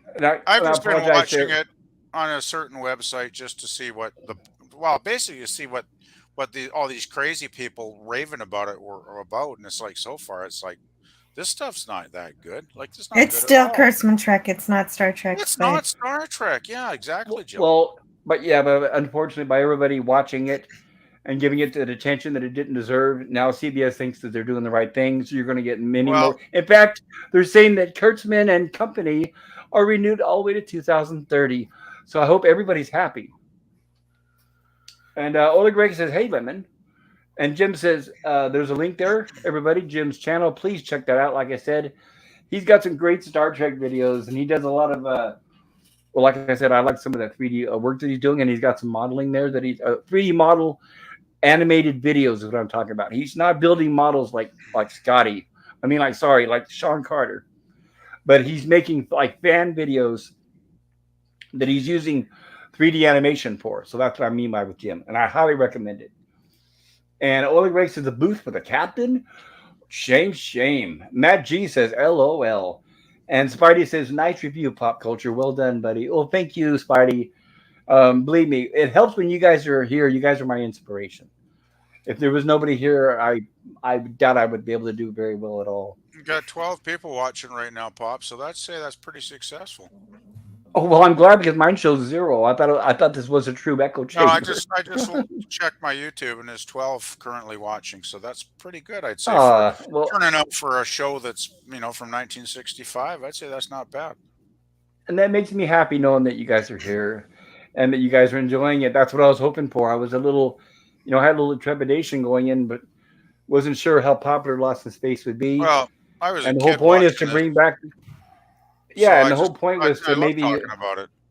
Me too. I could talk about it forever. I just wasn't sure how the general population would be, but I think that people seem to remember that they do have a bit of nostalgia from what I've been seeing, and I'm hoping to inspire more people like Jill who have not seen it yet. Maybe give it a try. I think you'll be glad. Yeah, I don't have nostalgia for it, but I was very interested in seeing it after hearing people talk about it previously. Very cool. And Spidey says at Matt G, hello to ye. Matt G says hello, and Matt G says Spider-Man. Then Pie says get in that booth with the Tholian. Captain Benny says I'm 1 strike shy of 3 errors. I'll be careful. Phantom Boomer says I won't watch the new Trek either. Same here. I don't care who they renew or what they renew. I'll just say nothing personal to the Star Trek fans who like the new Trek, But I do have to say, shame on you because I knew this was going to happen. I knew this was going to happen, The thing and is, now I know Bob, we're never going to get really good truck again. We're never going to get good truck again now for sure. Now to it's be honest, sealed. And I'm not really sure it's fair to blame the fans who are talking about it, who are not promoting it, who are not who. Well, CBS It is a certain it's a certain conversation that Star Trek fans enjoy having in terms of delineating the fact from fiction, because you mostly have people praising it, so it's also a good thing to have people criticizing it and displaying exactly why it is not Star Trek. And there is a lot of channels that don't really have that many people talking about it. But the problem, and I think the people who are actually promoting it, who are bigger channels, who are actually promoting the season, are the ones that are giving CBS can I just say that well, I CBS, totally agree. the idea to renew it. Right. Well, CBS did mention that, but you got to remember is they look at if it gets attention. They don't care if it's negative or positive. All they care about is if it's getting attention.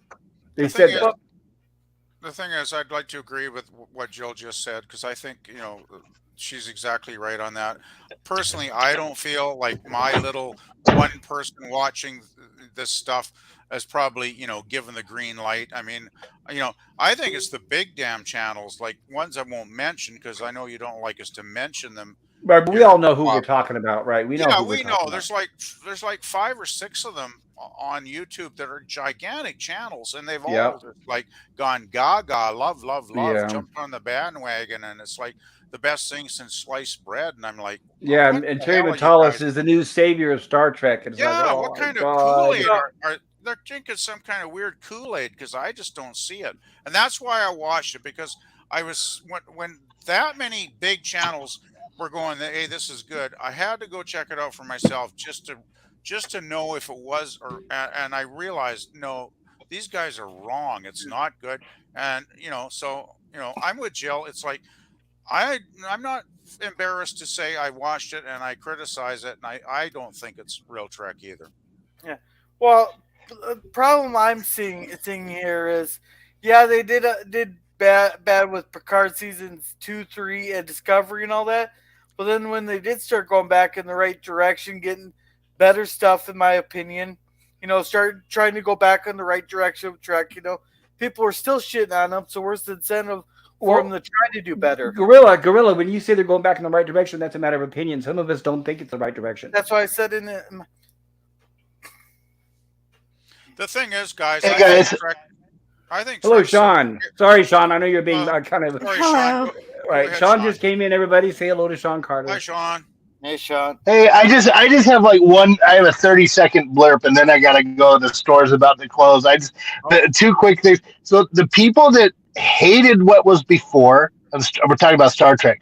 The people that hated what was happened and then turned and said, "Oh, season 3 is great." Those are the people I'm mad at. Like the original Trek fans who kind of turned on it and didn't punish, or not punish, but didn't hold Paramount and Secret Hideout accountable for everything that came before. But if it's just normies liking it, what can we do? It's they're into it. There was enough of them. Okay, that's not why I popped in though. Pop, you compared me to Scotty, dude. No, I didn't compare. I just got the names mixed up. No, you confused. Yeah, you confused me with Scotty. What did I ever do to you, man? Oh no! Believe me, guys. When I mix up the names, it's not intentional. It's not intentional. I'm kidding. It was just a joke. I'm kidding. I thought it was funny. One thing I will compare is I think you guys are both excellent guys. So I appreciate it. Right. It's not like black and white. I mean, it's easier to confuse people. Unfortunately, when I like everybody. Yeah. Yeah, I hope he watches the stream and hears that, because I wanted to come on with fake anger. And how dare you compare me? Anyway, that was all. I just want to say I have to run in the store, but I've been working. It's been a great show. Hello to everyone. And we'll catch you down. Yeah, thanks, guys. Catch you down the road. Great to hear Sean. from you. See you soon. Okay, bye, Sean. Bye. Take care. Thank you. Ola Greg says honesty is never well regarded or rewarded in this world. And Ola Greg says nomad with sterile imperfection, Captain. That's true. That's a good reference. Captivity says Klutzman just got renewed. Yeah. It's not Mad confirmed, but it is a rumor that's going around. Matt G says, is that confirmed? There it is. And I hope you're right, Jill. But I, unfortunately, my darkest fear, I hope I'm wrong too. I hope I'm wrong. Captivity says rumors, sources. Lemon Pie says 12 awesome listeners, 4 awesome panelists. Well, thank you. Thank you, Lemon. And thank you, everybody, obviously listening out there. Captivity says apparently Picard season we got so much attention on YouTube. Yes, it did. Yeah, it was the big channels I think that did this really by loving it and praising it so much. I think they're the guilty parties, if anyone. Well, I know, but they don't consider themselves guilty, so it's a matter of opinion. Oh, yeah, if they love it, they love it. But I just Yeah, disagree with them. That's all. so do I. Hungry Boy says this stream shows massive respect to a great classic, wholesome series. Well done. Well, thank you, Hungry Boy. I Are you love this hungry? show. And I love the innocence and wholesomeness of the 60s, too. I sorely miss it. Mm, Spidey says, that is too bad, Captain. That's what happens, I guess, in the quest for subs, etc. Yes, that's a big part of it. yeah. John Carter says, I'm backstage pop. Sorry. Yeah, he was already here. And Captain says, I was teasing. They always blame us. Captain Vinny says, I got personally blamed for delaying one by refusing to watch Duh until we get part 2, which is in. Captain Vinny says, we should be free to discuss what we want. Debate is healthy. Yes, I completely agree. And so is everyone's opinions. And LDG says, a lot of Kool-Aid going around, it seems. Yeah, it You're sure right seems about like that. it. Well, or cold hard cash. Or favors. Hungry Boy says, right on, Captain Finity. And Jim says, live long and prosper. Sorry, hit the wrong finger. Uh-oh. No problem there. Yeah. Got to be Hungry careful with Boy that. says, LAMO at Jim's Landscape. And Oleg Greg says, I refuse to lie about my opinion because of whatever consequences may occur. Don't worry, Oleg Greg, you're in a safe zone here. Nothing will happen. Nice emojis. Edge of Time doesn't feel so well. Looks like Edge of Time's feeling rather sick. I think they're reacting to the Sorry, renewal. Edge of Time. Yeah. The way I look at it is Star Trek is dead. DEAD, capital letters, nails in the coffin. There's no hope Hey of us ever guys, getting good Trek ever again. Since 2005. Well, if we get rid of Secret Hideout, maybe. I think there's a slim chance at best. Really, I mean, come on, it's deteriorated to such a point where I just unless if you got really great writers, maybe there'd be a prayer. And they'd have to be willing to either disassociate everything past 2005 from the rest of canon. Yeah, it's like and Doctor get Who a and new Star production. Wars, right? It's like Doctor Who and Mhm. Star Wars. They'd have to erase so much recent history that I'm not expecting it's going to happen. Well, it's not To going to be quite happen because honest. right now you got to remember those very vocal fans are telling them that everything they're doing is right. Well, So that's not going to happen. yeah, What we're even going to get though is more of the what we're getting now. even the minority of us who are protesting, I guess we don't get heard. Apparently, Well, this season corrupts everything even more than before. I know. Because it That's tries to sad. bring in real Star Trek into well, this that's cartoon yeah, set. Yeah, well, the yeah, worst it's part is sad. these people they're falling for nothing more than member berries.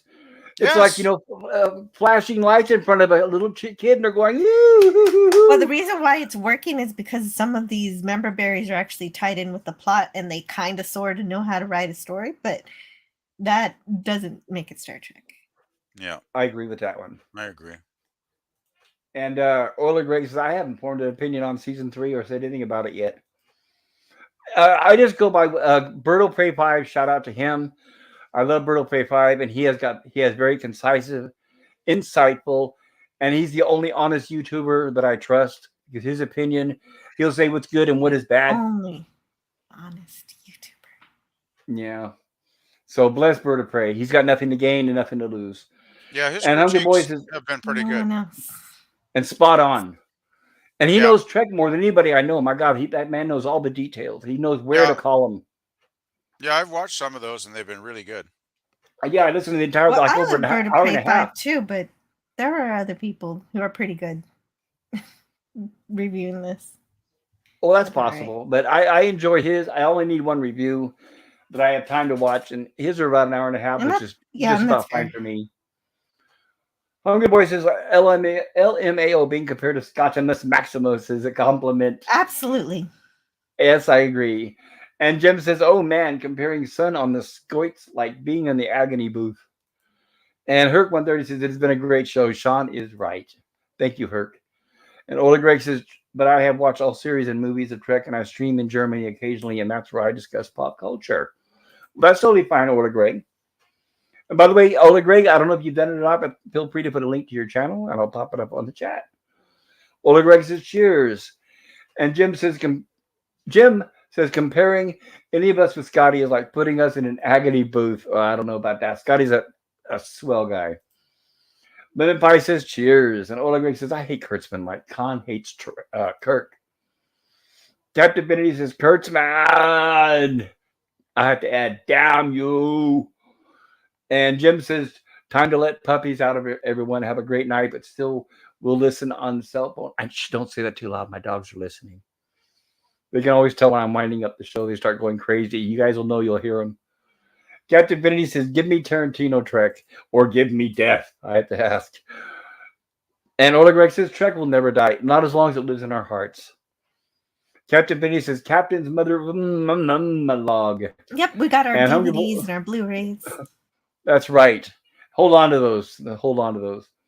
Hungry Boy says, as respect to all on the panel and physical effects rather than CGI, I've been airbrushing on real watercolor paper during this stream. Yeah, you know what? And Hungry Boy is a fantastic artist. I like some of the stuff you post on Twitter, Hungry Boy. And I don't know if you created your channel or not, but if you have, or if you have any link you'd like to share, please feel free to do it, Hungry Boy. He has a channel, but he doesn't share it. Doesn't share it. Well, one of these days I hope to see it. Ola Greg, because I love talking to a Hungry Boy. My God, we got so much in common. And Ola Greg, tomorrow night I'm doing Kingdom of the Spiders with William Shatner in honor of his 92nd birthday. If you'd like to join us. Oh, I just want to interject. Is there a link for that? Is that on the one channel that was mentioned earlier? To view it on the website, yeah. So today, I haven't looked myself. I wouldn't know because I do. Oh, okay. Because I'm going to go watch that after after this is over. I'm planning. Okay, what I'm going to do is and I need to make the thumbnail, so I'll do that tonight after this stream. Yeah, because I got to watch it tonight because I won't have any time tomorrow because I'm working an 8-hour shift, right? So okay, so as soon as I get done here. Yeah, it'll probably be like you guys will probably be like I don't know, an hour and a half in by the time I get there, but that's all. That's okay because you'll still be going, I imagine. Okay, well, I'm going to be wrapping this up here, and then Gorilla sent me the links to my Twitter. I'll be posting those on my channel. Yeah, excuse me, I still need to do the thumbnail, but I'll post the links in my community tab. It'll give you guys options to look for the movie to view it ahead of tomorrow night. Thank you, Gorilla. Yes, Gorilla came to save the day once again. Yeah. Are we done with Big Got it right here. Got it right here, bud. Thank you, man. All right, cool. Ola Greg says this is just a bad period of Trek. I have a feeling it's the new dawn, the new Trek. It's been a bad we know is what they call our grandfather's Trek is well behind us. We'll never see it again. You know, they said the same thing about TNG, though. About what? TNG. That I heard the exact same thing about TNG. That's not your father's Trek. Well, there's a lot of TNG fans who are not happy with what they've done with the new cast. You got to remember there are different ones. Ola Greg says, "Cool, hungry." Captain Vinny says, "OMFG, are member berries the same as jangly keys?" I'm really confused already. Well, that's the whole point. Keep them confused. Keep them distracted, Captain. And LDG says, "I'm with you, Jill." And Captain Vinny says, "In Star Trek, shouldn't they be called roddenberries?" No, they should be called raspberries. Just kidding. And Mad G says, "LOL." Captain. Yeah, that's about right. And Ola Greg says, "Crunchy member berries, great with wine." No, as far as I'm concerned, Roddenberry Jr. shouldn't even deserve to have the name because he's so disrespectful to his father's legacy. It's sickening. Well, he's not the only one. A lot of people that inherit their parents' goodwill and all the hard work they did, they seem to be doing the same thing. So it's really a sad day when we're watching this. It is sad. Yeah. It is so sad and difficult to talk about that he's allowed that to happen to Star Trek. Yeah, but it's really awful. Euler Greg in the chat says that he has to leave later, Gators. Oh, bye, Right. Euler. And Ola Greg, thank you for joining us. I will see you soon, I hope. I really appreciate you being here. Lemon Pie says if we lie about ourselves or what we think or what we will wait, if we lie about ourselves or what we think, what will we ever gain? Nothing, unfortunately. Matt G says, period. And Ola Greg says, exactly, well said, Lemon. And Scotty says, aha, right, Captain. They absolutely should be called Roddenberry's. Good one. And Matt G says, Jill's in the Agony booth with Taylor Swift music. Oh, that doesn't That's sound very terrible. pleasant. Yeah, that does What? sound like torture. Hungry Boy says, I rarely share it because I almost never add new clips, Jill. LOL. And here we are. There's a link to my Kingdom of the Spider. Oh, I guess that's a link where you guys can watch the movie. Yep. If you have no way of watching Kingdom of the Spider, there's a link, everybody. So click on that and save it or copy it down. And uh, please try to enjoy that before the stream tomorrow night. If you're not able to, you're still welcome to be there. And Oleg Greg says later Gators. There it is. Oleg Greg is gone for the night. And I derivative Jill dropped a link in there for Hungry Boy. Thank you, Jill. I appreciate You're that. welcome. The only reason I put that in there is because you said you wanted to see it. There it is. Well, I appreciate that. Thank you. Thank You're you. welcome. Yes. And if you didn't want it, I'm sorry, Hungry Boy, but I really like you, and I'm sure what you have is probably fantastic. Lemon Pie says later, Euler. And Hungry Boy says boring comics focused channel. And there's a link right there. Oh, I'm sure it's not so boring. And Hungry Boy says, LOL, thinks Jill is always faster than me. Annie Oakley strikes it again. Right? You gotta get up pretty early in the morning to beat Jill. And Matt G says, LOL. Captain Infinity says, I think my Roddenberry line went down a lot better in the chat than with the panel. No, no, Captain, you're fine. You're fine. We're not Roddenberry fans. We're talking about the sun, that is. Well, yeah, right. I'm a big Roddenberry fan, Gene Roddenberry.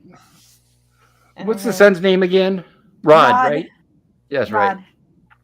He Shame. goes by Rod. Like he was, yeah, like he wasn't rich enough already.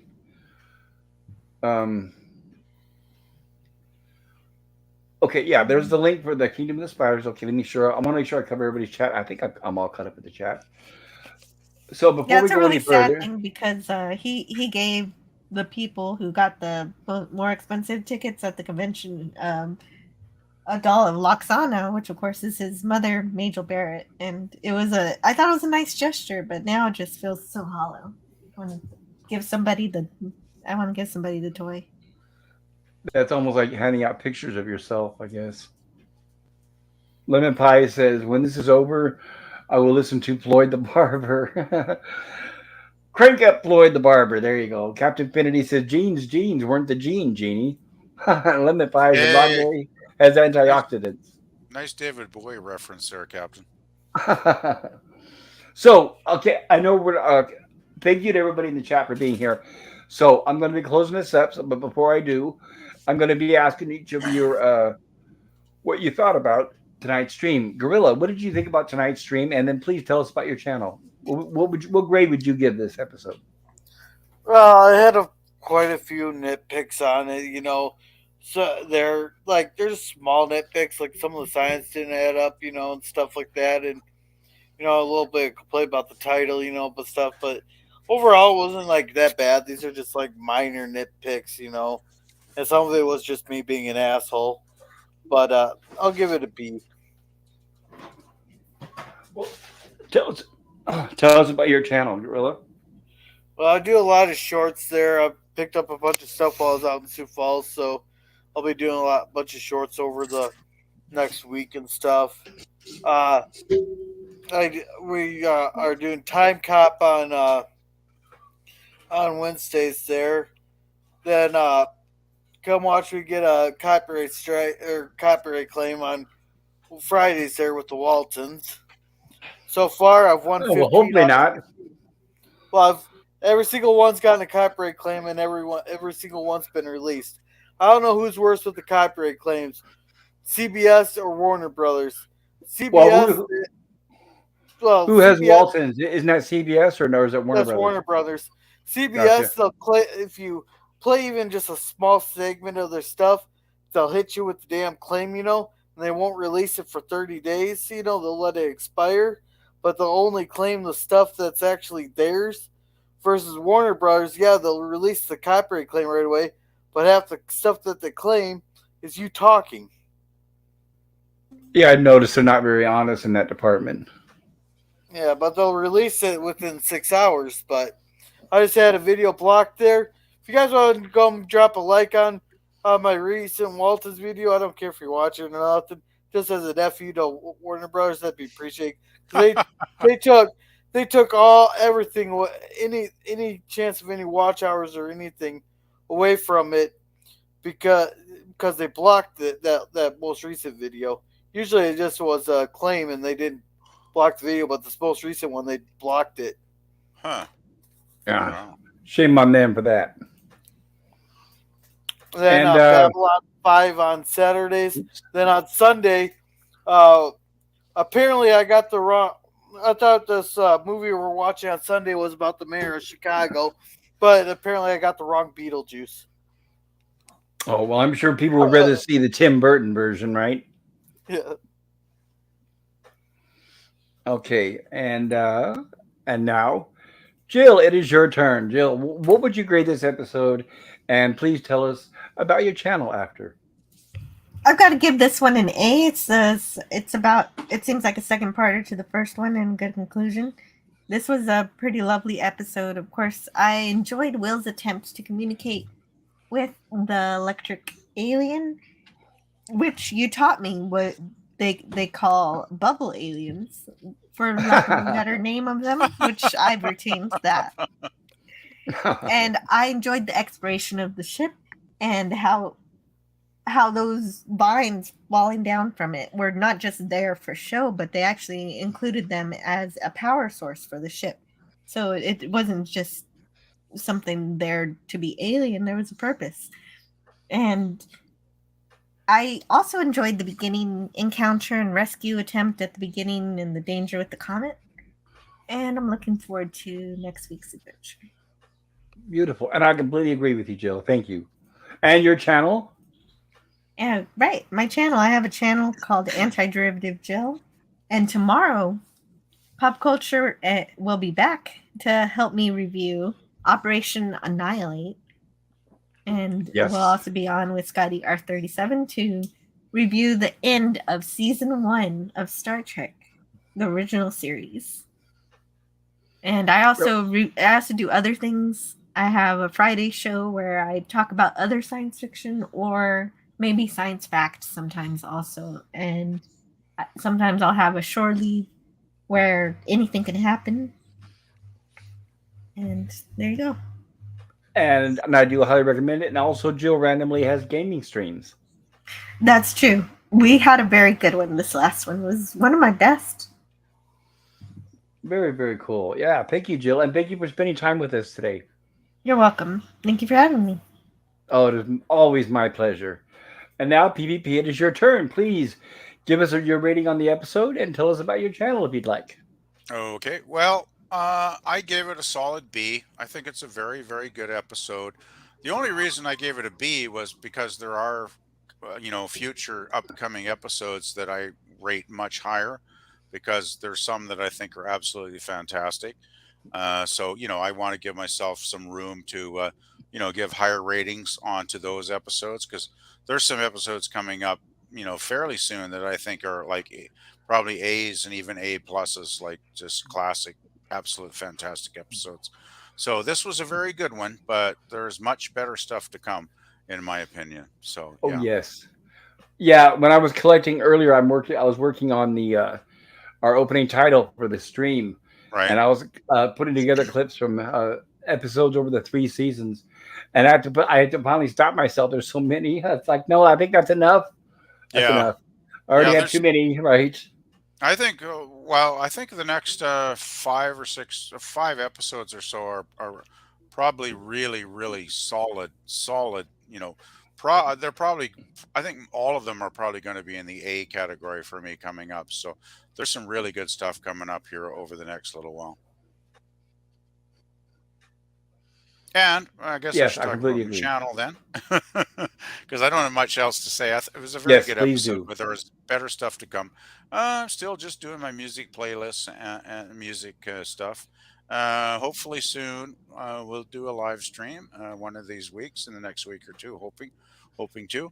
And that'll probably be an open panel to start the first one, just to give it a test flight and just see if I can get the technical stuff all up and running, and whoever shows up, that'd be cool. And I'll post a link, of course, once I figure out what I'm doing into Twitter, so people that want to join, I'll try and post that link at least a few days earlier, hopefully. And yeah, just play it by ear until I figure out what I'm doing with the live stuff.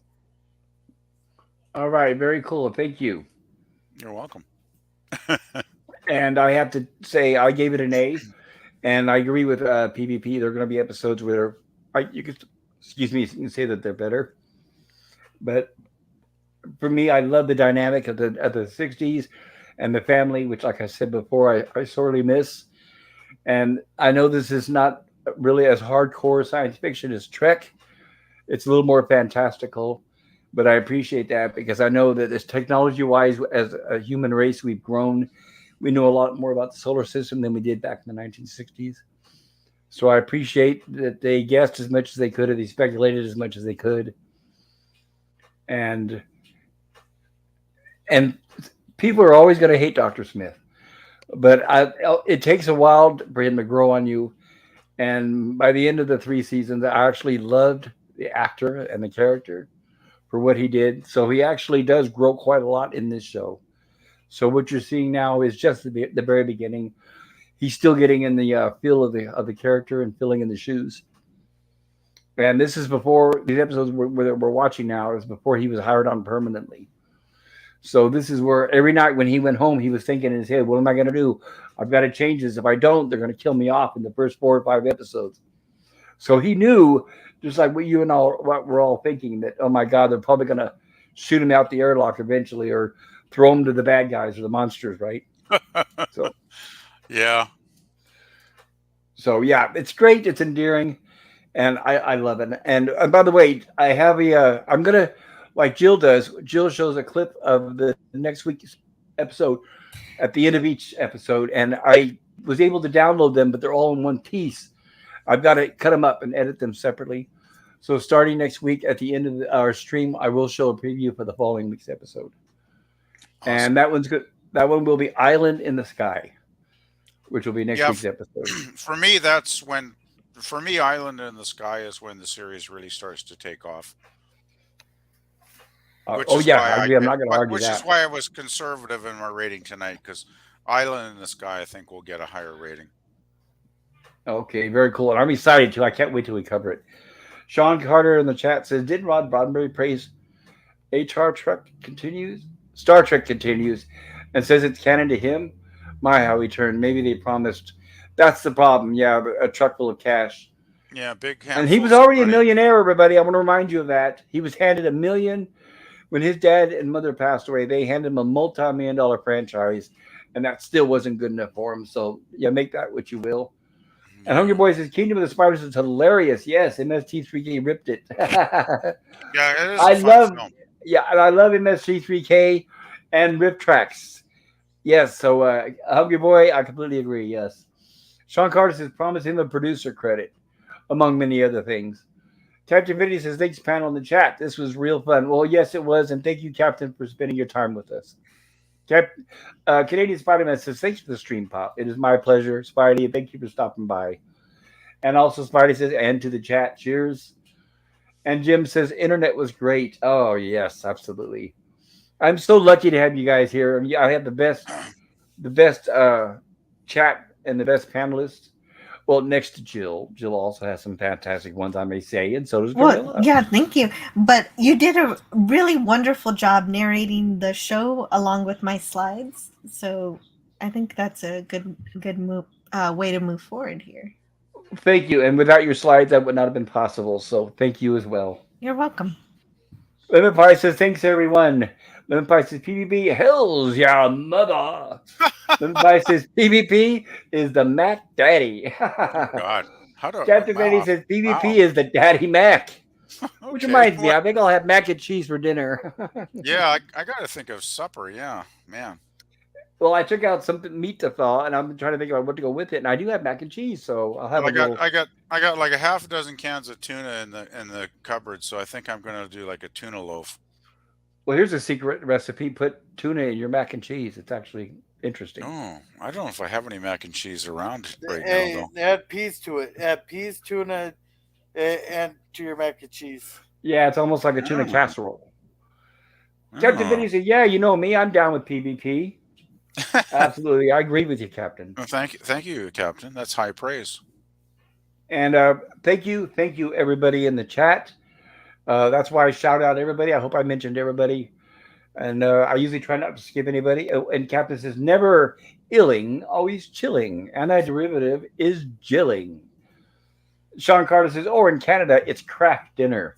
Oh yeah, yeah. Well, we call it mac and cheese too, though. To be fair, So on the box, does it say craft dinner or does it say mac and cheese? I think sometimes it'll say actually both, depending on the box you get, because they're always changing the labels around, right? Interesting.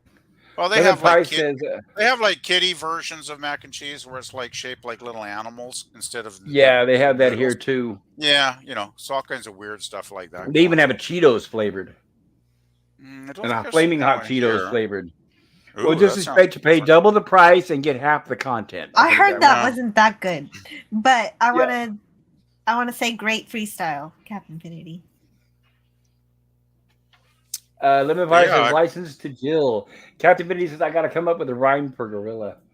And Captain says his envelope is Manila. And that's not just filla. Okay, so thank you everybody in the chat. Thank you. I'm sorry we ran a little later than we did last week. I apologize for that. I do try to keep the streams down to a somewhat of manageable time, especially some of you are really busy with your family and work, and I know it's late. So to keep this short and to the point, thank you everybody in the chat, and most of all, thank you and full total respect to everybody on the chat or on the panel. And I've got a lot of homework to do tonight. I got to get my post up for Kingdom of the Spiders as well as watching tomorrow's Star Trek episode. So I'm glad. That's why I love it. I wait for the night before, so that way everything's fresh in my mind for Jill's stream tomorrow morning. Yes, that's what I'm going to do. I'm going to go watch some Star Trek.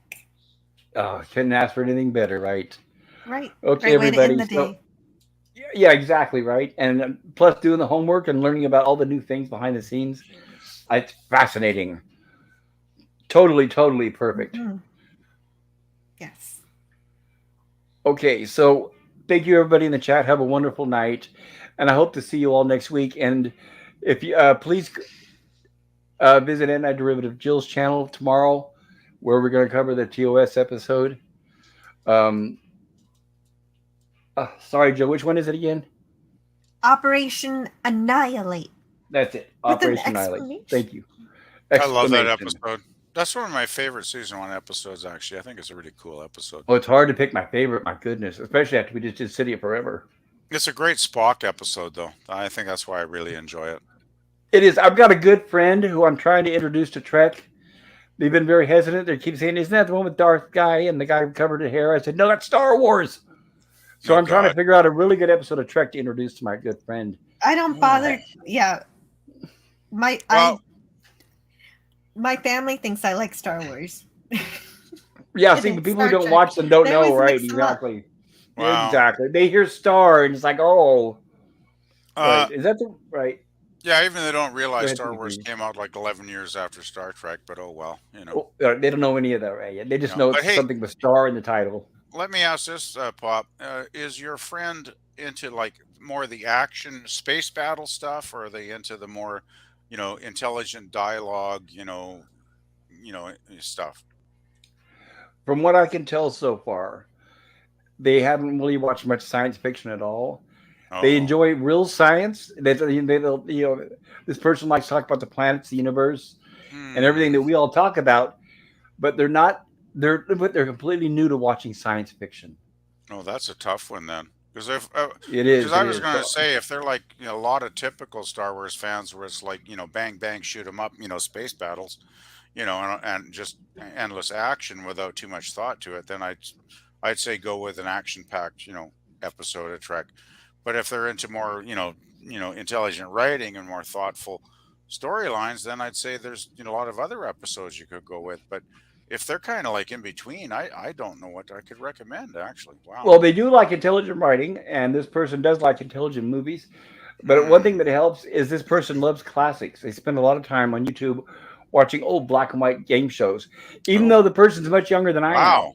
Wow. So I Black and white. appreciate that. Right, I appreciate this person loves the classics. So that's why I know that Wow. they're perfect to introduce Trek to. Black and Then white game TOS shows. is the key. That's It very is. It unusual. is. It is. I That's mean, I why don't I'm know. thinking.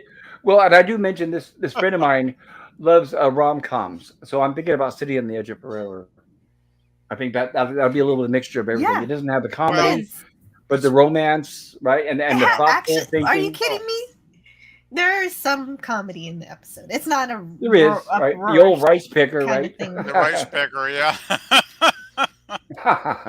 That's such a funny line. But I Oh, agree, Jill. I think my friend is that's the one to obviously introduce them to. Chinese.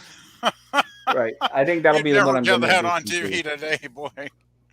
Yeah, Oh, because for the longest time I was thinking, oh, I'm going to introduce them to the Doomsday Machine, but I thought, maybe I'll hold off on that. you I know, want to get them hooked, knowing that it's a good show and that it's thoughtfully written. So yeah, that's why I was well, thinking City of Edge of Forever. the thing is too, you got to get them into the characters because for me, that's the key to enjoying the classic series is the character interaction, right?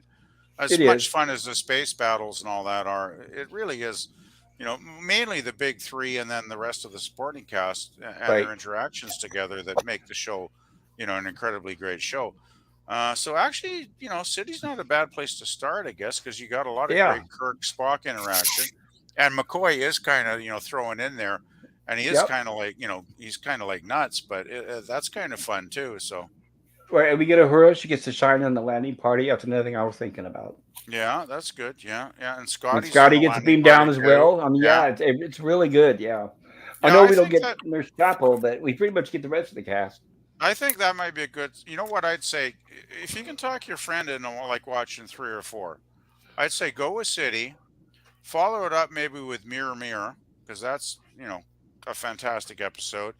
By Maybe the way, follow that it up. friend is in the chat right now. I want to mention. Oh, maybe follow that up with like you. Oh, Oh, should I not say anything more? no, you're fine.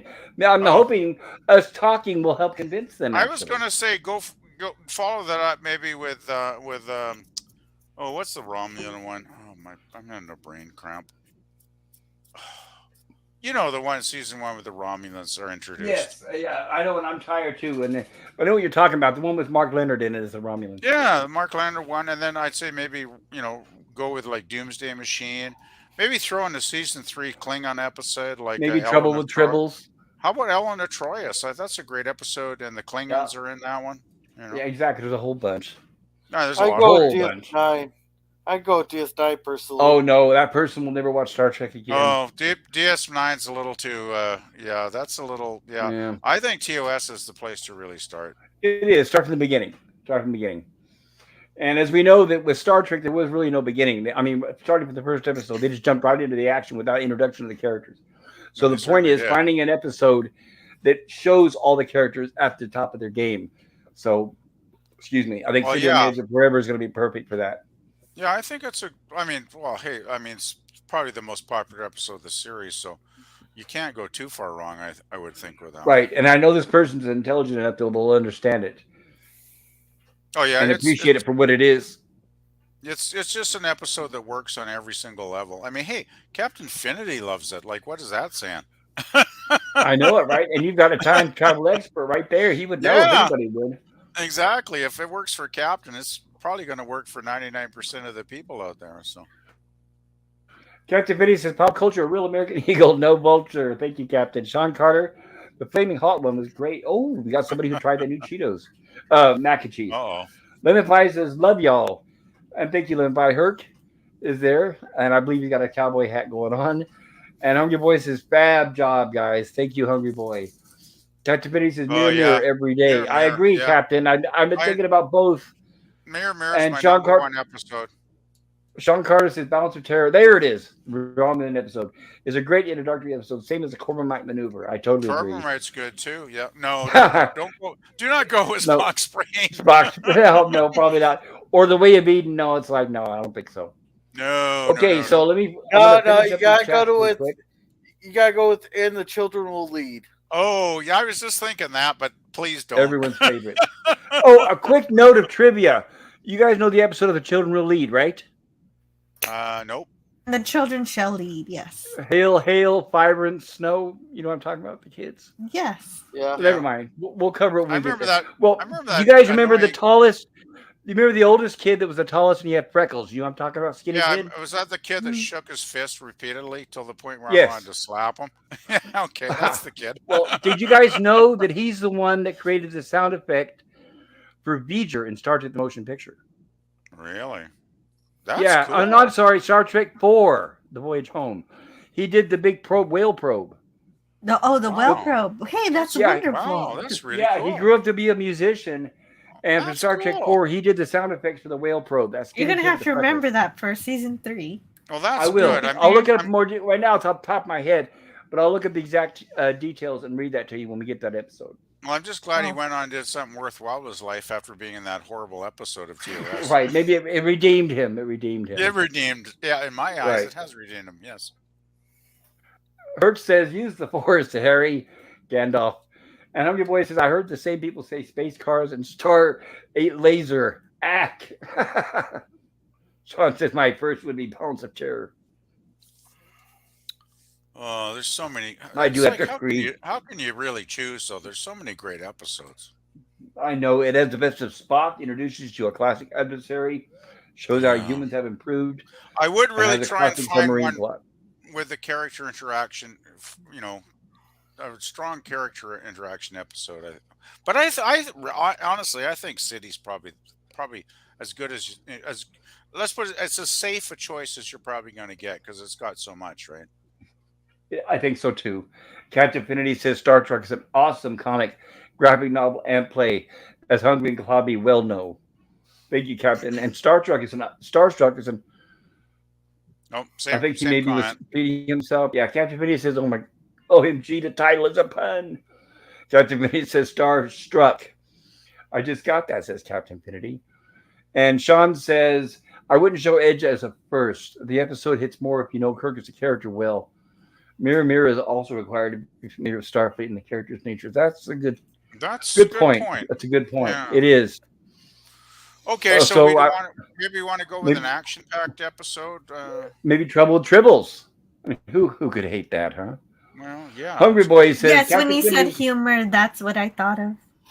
Me too, right. Tribbles Yes, is a and good not one. so heavy, not in a heavy drama.